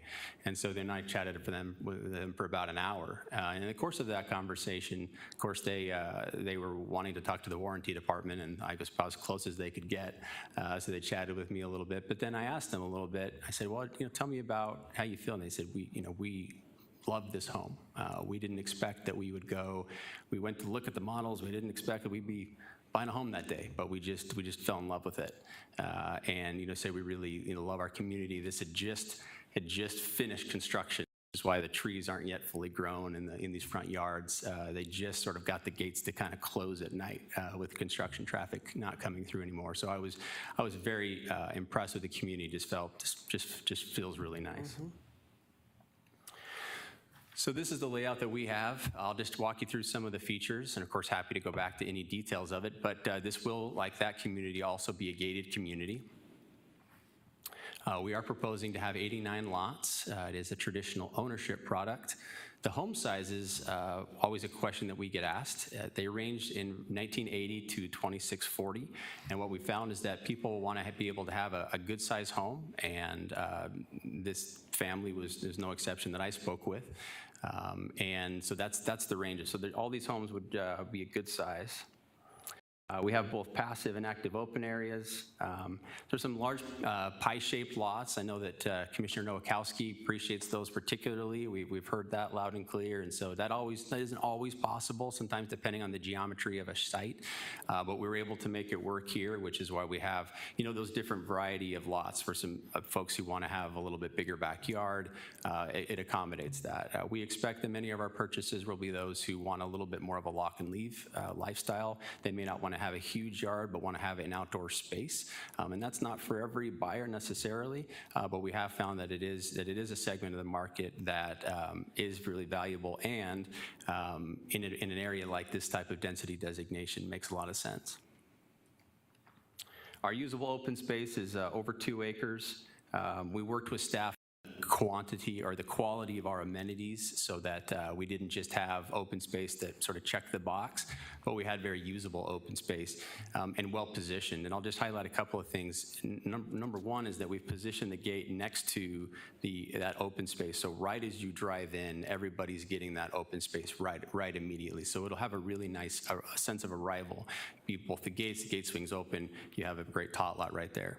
And then around the corner, we are going to be using that, which is shown here is southwest, for retention. And often you can see retention that's done with just DG, right? It just kind of swells and it's not really a usable space, but we would landscape it. But here, we're going to be putting in grass so that this becomes not just a space that we tuck away, but actually a very high usable space.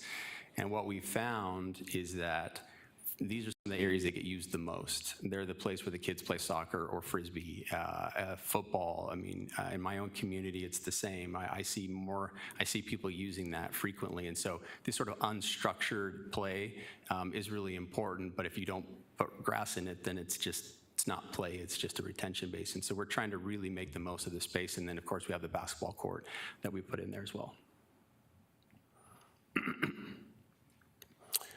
So just zooming in here, just you can kind of see that's a tot lot. We have the Ramada picnic table, barbecue benches, and with the benches, we've strategically positioned those so that we have benches and nice shade trees so that as parents are out there watching their kids in the summer or in other times that there's some shade for them as they're watching. And if you're impressed with them moving around, that's Mr. Torres in our office, who's really gotten his PowerPoint skills on point lately. This is the space that I mentioned here. All right.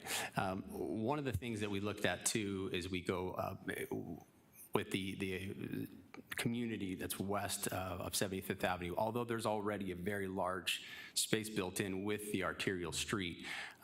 We wanted to highlight for you what we've done with the actual landscaping here as well. So we will have a detached sidewalk, meaning it's detached from the curb, which puts a planting strip. So we have a tree into that space, and then we also have tree on the other side before you get to our community wall. So you're essentially double lining the sidewalk. So we'll have a really nice feel as you come up against 75th Avenue, and then it provides a really nice buffer too as you're looking sort of eastward at the community.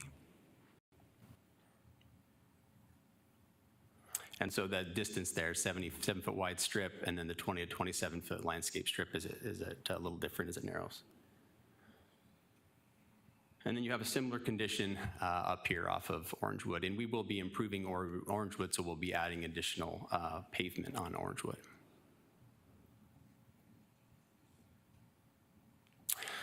So in terms of our outreach, as was mentioned by staff, we reached out broadly to the neighborhood. We only did have one person come to the neighborhood meeting. Not only did we interact with him and answer all the questions, but he had asked for some follow-up materials, which we provided to him as well after the meeting.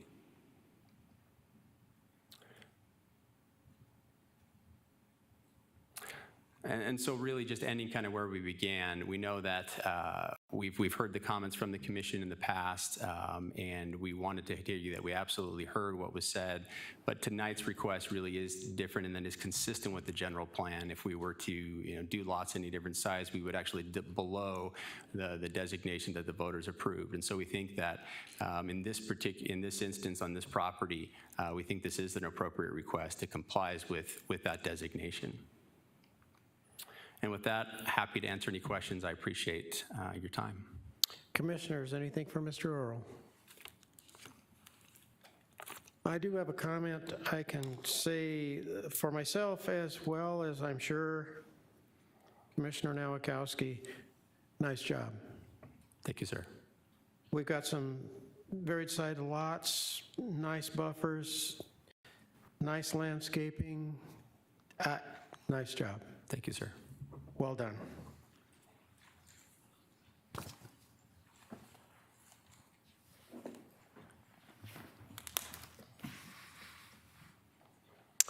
Okay, I've received 6 speaker cards. They're all marked they do not wish to speak, but they are all here in support of the application, and I need to read the names into the record. I have Gloria Perez, Philippe Perez, Cheryl Chambers, I'm going to say Zadok. Perfect. Mark Marcus and Judy Marcus, all in favor of this project.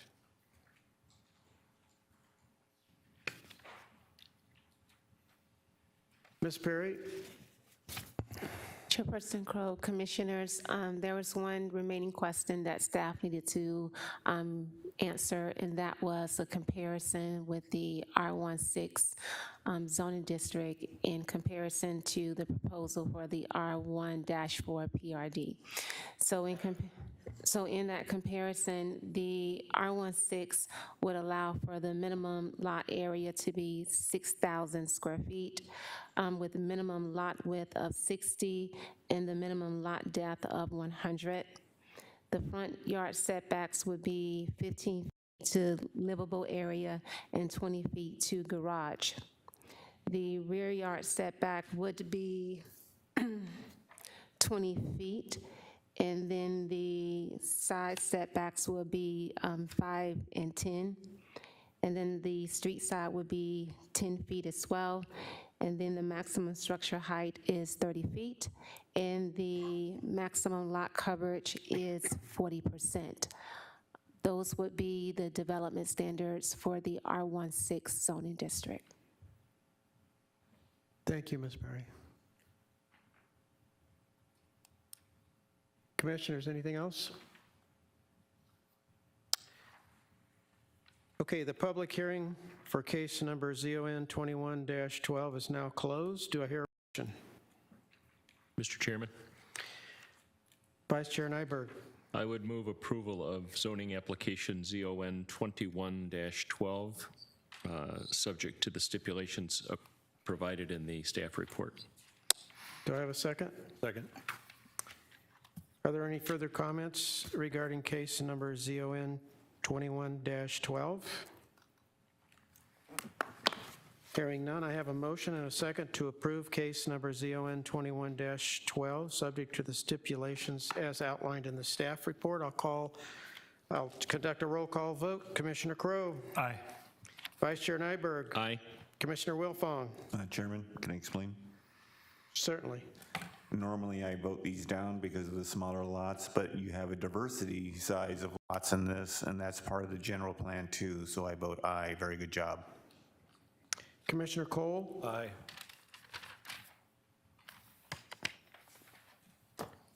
Okay, case number ZON 21-12 has been recommended for approval, subject to stipulations as outlined by the staff report. Mr. Gruber. Chair, members of the commission, your approval of ZON 21-12 will be forwarded to the council. Thank you, Mr. Gruber. Our next agenda item is case number PP 21-03. Ms. Lavelle. It'll be just a moment, please. Thank you.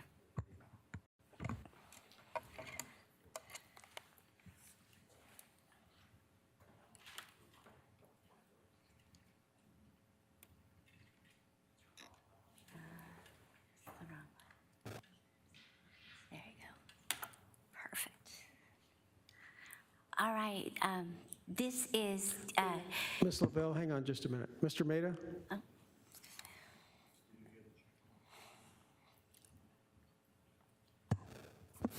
Chair, members of the commission, there's some concern that you may have not voted on the record in the last item. I didn't notice either way, so I'll leave that to you. I did not? Chairperson Crow and Commissioners, just for the sake of, for the record, just for clarification, would you mind just restating your votes and making the motion, just for the record, a second time? Sure. The entire commission? Okay.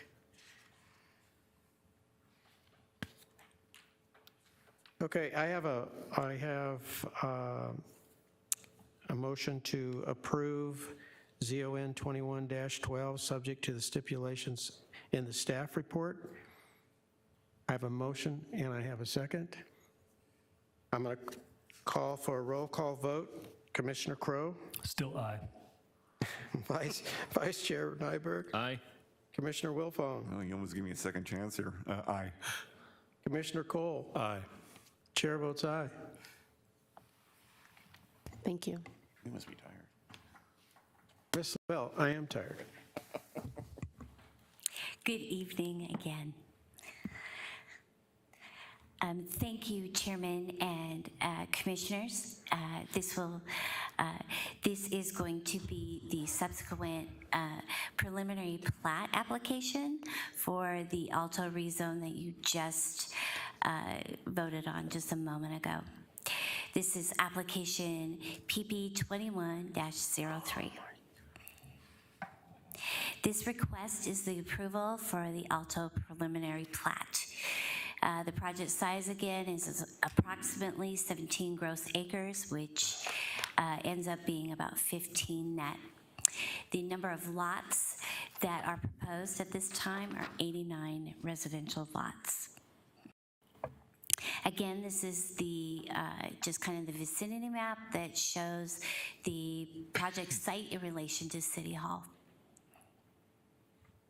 Again, the general plan designation for this area is medium to high density residential, 5 to 8 dwelling units per acre. And again, this is a zoning map that just shows that the current zoning is R16. It has just been approved to R14 PRD. And this is the aerial. This is the conceptual site plan and the proposed R14 PRD development standards. Again, there was staff and the applicant satisfied all of the public noticing requirements of the state statute and had a neighborhood meeting for this project. There was one neighborhood that attended the meeting and had some questions on traffic and on the lot size. There were a number of, I believe, up to 4 emails in support of this project. Oops, excuse me, I'm sorry. Okay, so staff finds that the preliminary plat meets the requirements of the subdivision ordinance, meets the intent of providing suitable building lots under the residential design and development manual. Staff also finds that the preliminary plat is consistent with the Alto planned residential development narrative dated July 23rd, 2021. Staff finds that the proposal will provide a viable use of an infill property near existing infrastructure and enable higher residential densities closer to jobs, shopping centers, and services, and thereby adds to the housing variety in the area. The staff finds that the preliminary plat has provided all the information required by Section 31-24 of the City Code. And it is found that all of the applicable city departments have reviewed the project and reviewed the preliminary plat and have recommended approval. Staff recommends, staff finds that the request conforms to these standards and recommends approval subject to the following stipulation. Approval of the preliminary plat shall be conditioned by and subject to City Council approval of related application ZON 21-13. Oh. That concludes my presentation. I will take any questions you may have. Commissioners? Commissioner Mr. Chair. Cole?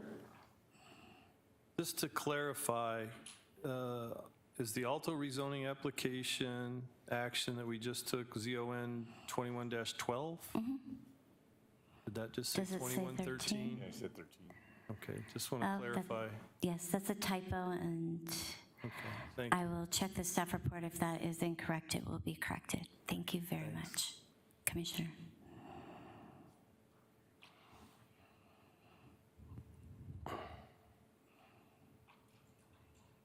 Commissioners, anything else? Thank you, Ms. Lavelle. Thank you. Would the applicant or applicant's representative like to add anything? We're good. Thank you very much. Commissioners, anything further?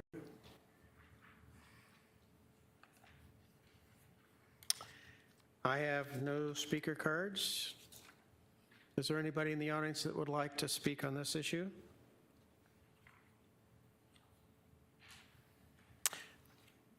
Ms. Perry? Chairperson Crow, Commissioners, there's no additional information. Okay, the public hearing for case number ZON 21-18 is now closed. Or excuse me, ZON 21-25 is now closed. Chairperson Crow, this is for the preliminary plat. Oh, So it's the PP.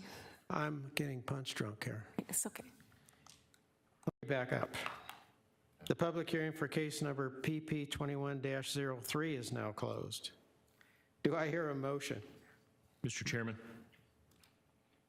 Vice Chair Nyberg? I would move approval of the preliminary plat PP 21-03 subject to the stipulations contained in the staff report.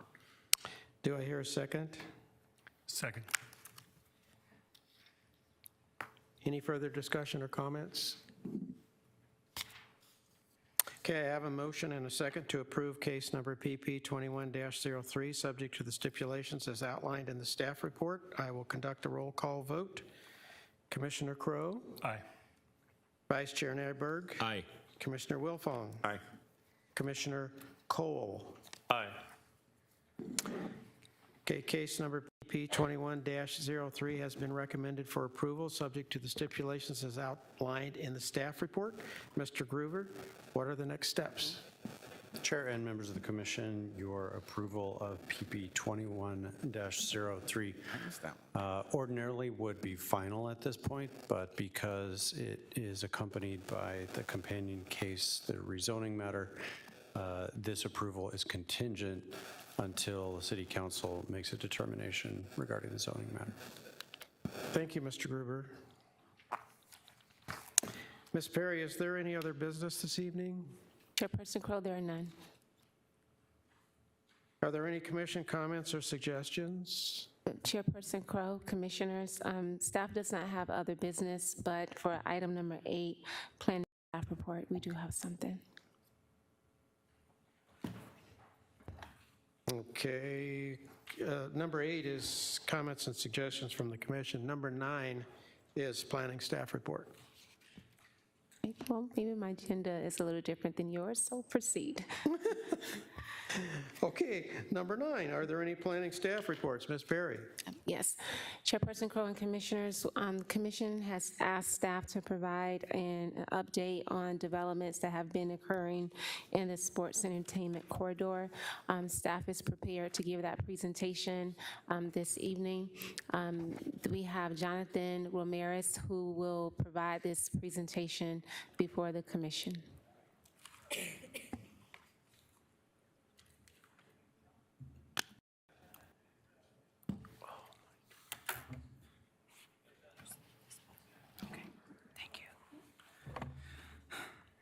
Good evening, Chairperson Crow and Commissioners. My name is Jonathan Ramirez, and I am the Associate Planner with the City of Glendale. And today I will be doing a PowerPoint presentation on the new development within the Westgate Sports and Entertainment Corridor. My main focus of area today is from Camelback Road to Northern Avenue, and from 91st Ave to the Loop 101. Here is the vicinity map of City Hall and the Westgate Corridor. For this first project, this is the Acero at the Stadium, located at the northwest corner of 90th Avenue and Missouri Avenue. It is a new ground-up multi-family apartment community with up to 4 stories and 352 units. The current status of this project is it is currently under construction with up to 65% completion.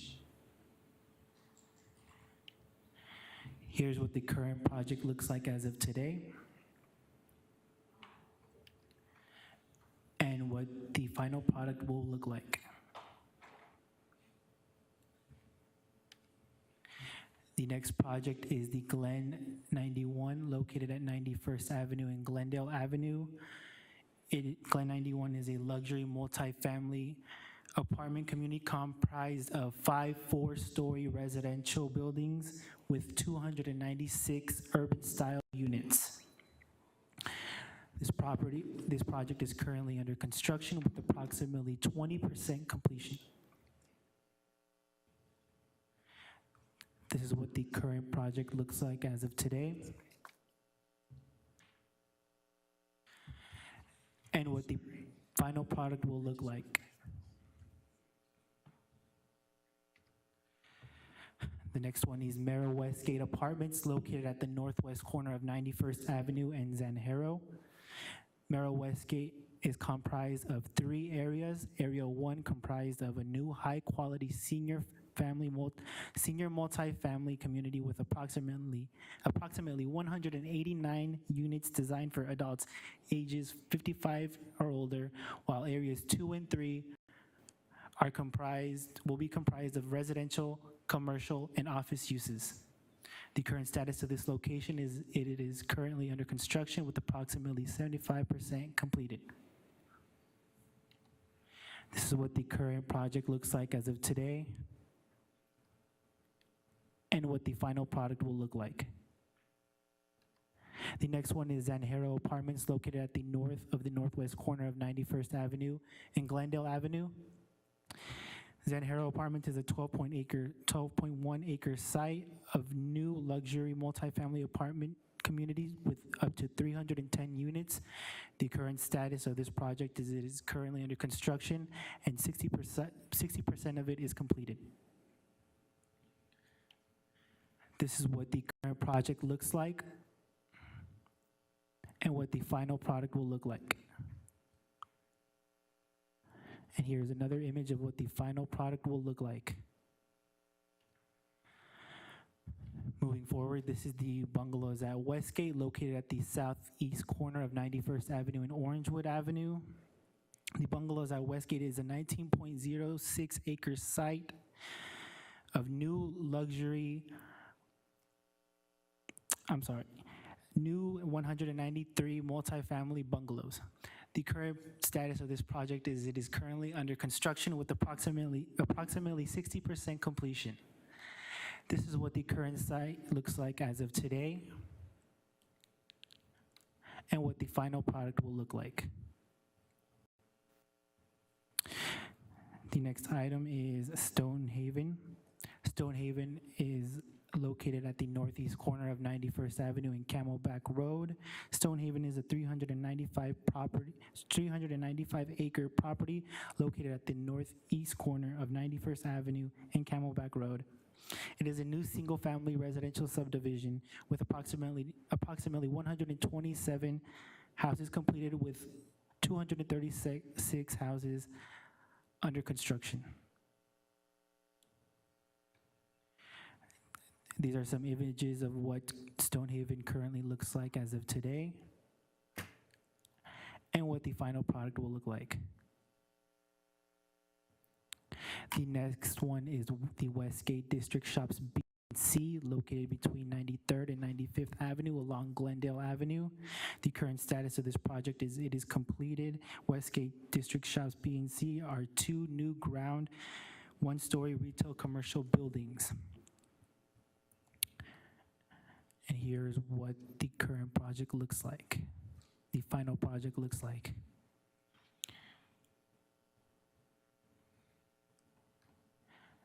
The next one is in Fuego Westgate, located at the northwest corner of 91st Avenue and Glendale Avenue.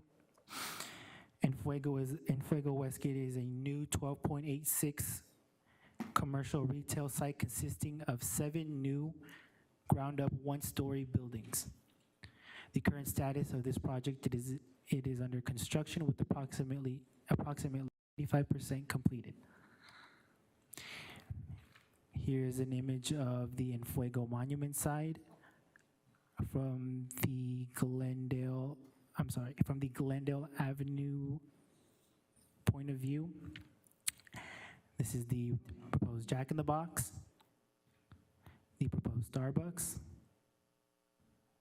proposed Raising Cane's, one of the 7 commercial shell buildings within the area, and another commercial shell building within this location. And the next one is the Great Lawn Pavilion, located at the northwest corner of 95th Avenue and Cardinals Way. The current status of this project is it is currently under construction with approximately 95% completed. It is a new 8.2-acre private park located across State Farm Stadium, which will be used for pregame tailgating activities. Here is what the Great Lawn Pavilion looks like as of today from one angle, and what the Great Lawn Pavilion looks like from the other. The next one is the Aloft Hotel by Marriott, located at the southwest corner of 93rd Avenue and Glendale Avenue. It is a new 4-story hotel consisting of 100 total units, and the current status of this project is it is completed. And here is what the Aloft Hotel by Marriott looks like as of today. The next one is the Crystal Lagoons Island Resort, located at the southwest corner of 95th Avenue and Cardinals Way. Crystal Lagoons is a new ground-up water park and resort comprised of hotels, amusement rides, family entertainment center, restaurants, retail spaces, and more. The current status of this project is it is currently under construction. This is what Crystal Lagoons Island Resort looks like as of today, and what the proposed site will look like, what the final product will look like. The next one is the Holiday Inn, located at 99th Avenue and Cardinals Way. Holiday Inn is a new ground-up 5-story hotel consisting of 126 total guest rooms. The current status of this project is it is completed. And here's an image of what the current site looks like as of today. The next one is the Town Place Suites Hotel, located at the northeast corner of Zanjero Boulevard and Glendale Avenue. The current status of this project is it is completed. The Town Place Suites Hotel consists of a new 4-story hotel with about 96 total guest rooms. And this is what the final product looks like as of today. Next is the True by Hilton, located at 95th Avenue and Maryland Avenue. The True by Hilton Hotel is a new 4-story hotel with approximately 114 total guest rooms. The current status is it is completed. And this is what the True by Hilton looks like as of right now. Moving forward, Popstroke, located at the northeast corner of 95th Avenue and Hannah Lane. The current status of this project is it is approved in design review, and the construction plans are forthcoming. Popstroke is a new outdoor putting entertainment venue for games, food, and drink. And this is what the proposed Popstroke will look like, and this is what the final product of Popstroke will look like. Next is the Tesla, located at the southwest corner of 91st Avenue and Glendale Avenue.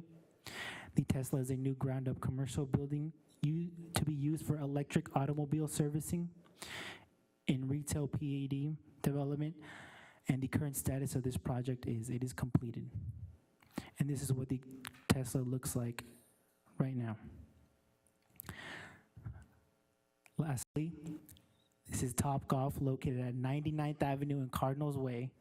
It is a new 65,000 square foot facility to be used for golf, netting, full-service restaurants, bar, lounges, and family entertainment. The current status of this project is it is completed. And this is what Top Golf, or the final product, looks like currently. And this concludes my presentation. Thank you. Well, thank you, sir. Nobody left.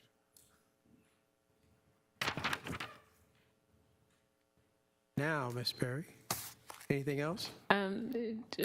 Chairperson Crow and Commissioners, we do realize that it's late, but this was a request that was made by the Commission several months ago, so we wanted to make sure that we bring this before you, as we shared that we were going to try to do it between the month of October and November.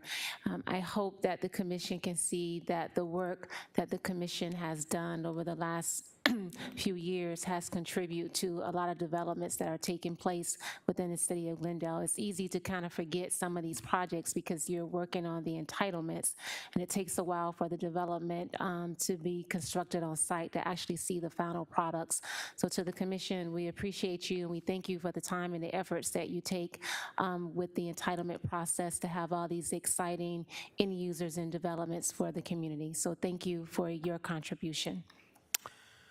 Well, in that regard, just looking at tonight's agenda and the amount of work that had to go into preparing all of this for us, getting it out on time and having it all correct, it's an enormous task to do in the amount of time that you have to do it, because by the time we get this meeting done, you're already starting on the next one and have probably progressed into the next one. So we totally understand and appreciate the work that you do, your entire staff, Mr. Maida, your staff. It's amazing. This was a huge agenda, and it was put together really nicely. Well done. We appreciate you as well. Commissioners, anything? Mimi's time. Okay, our next regular meeting of the Planning Commission is tentatively scheduled for December 2nd at 6 p.m. in the council chambers. We stand adjourned.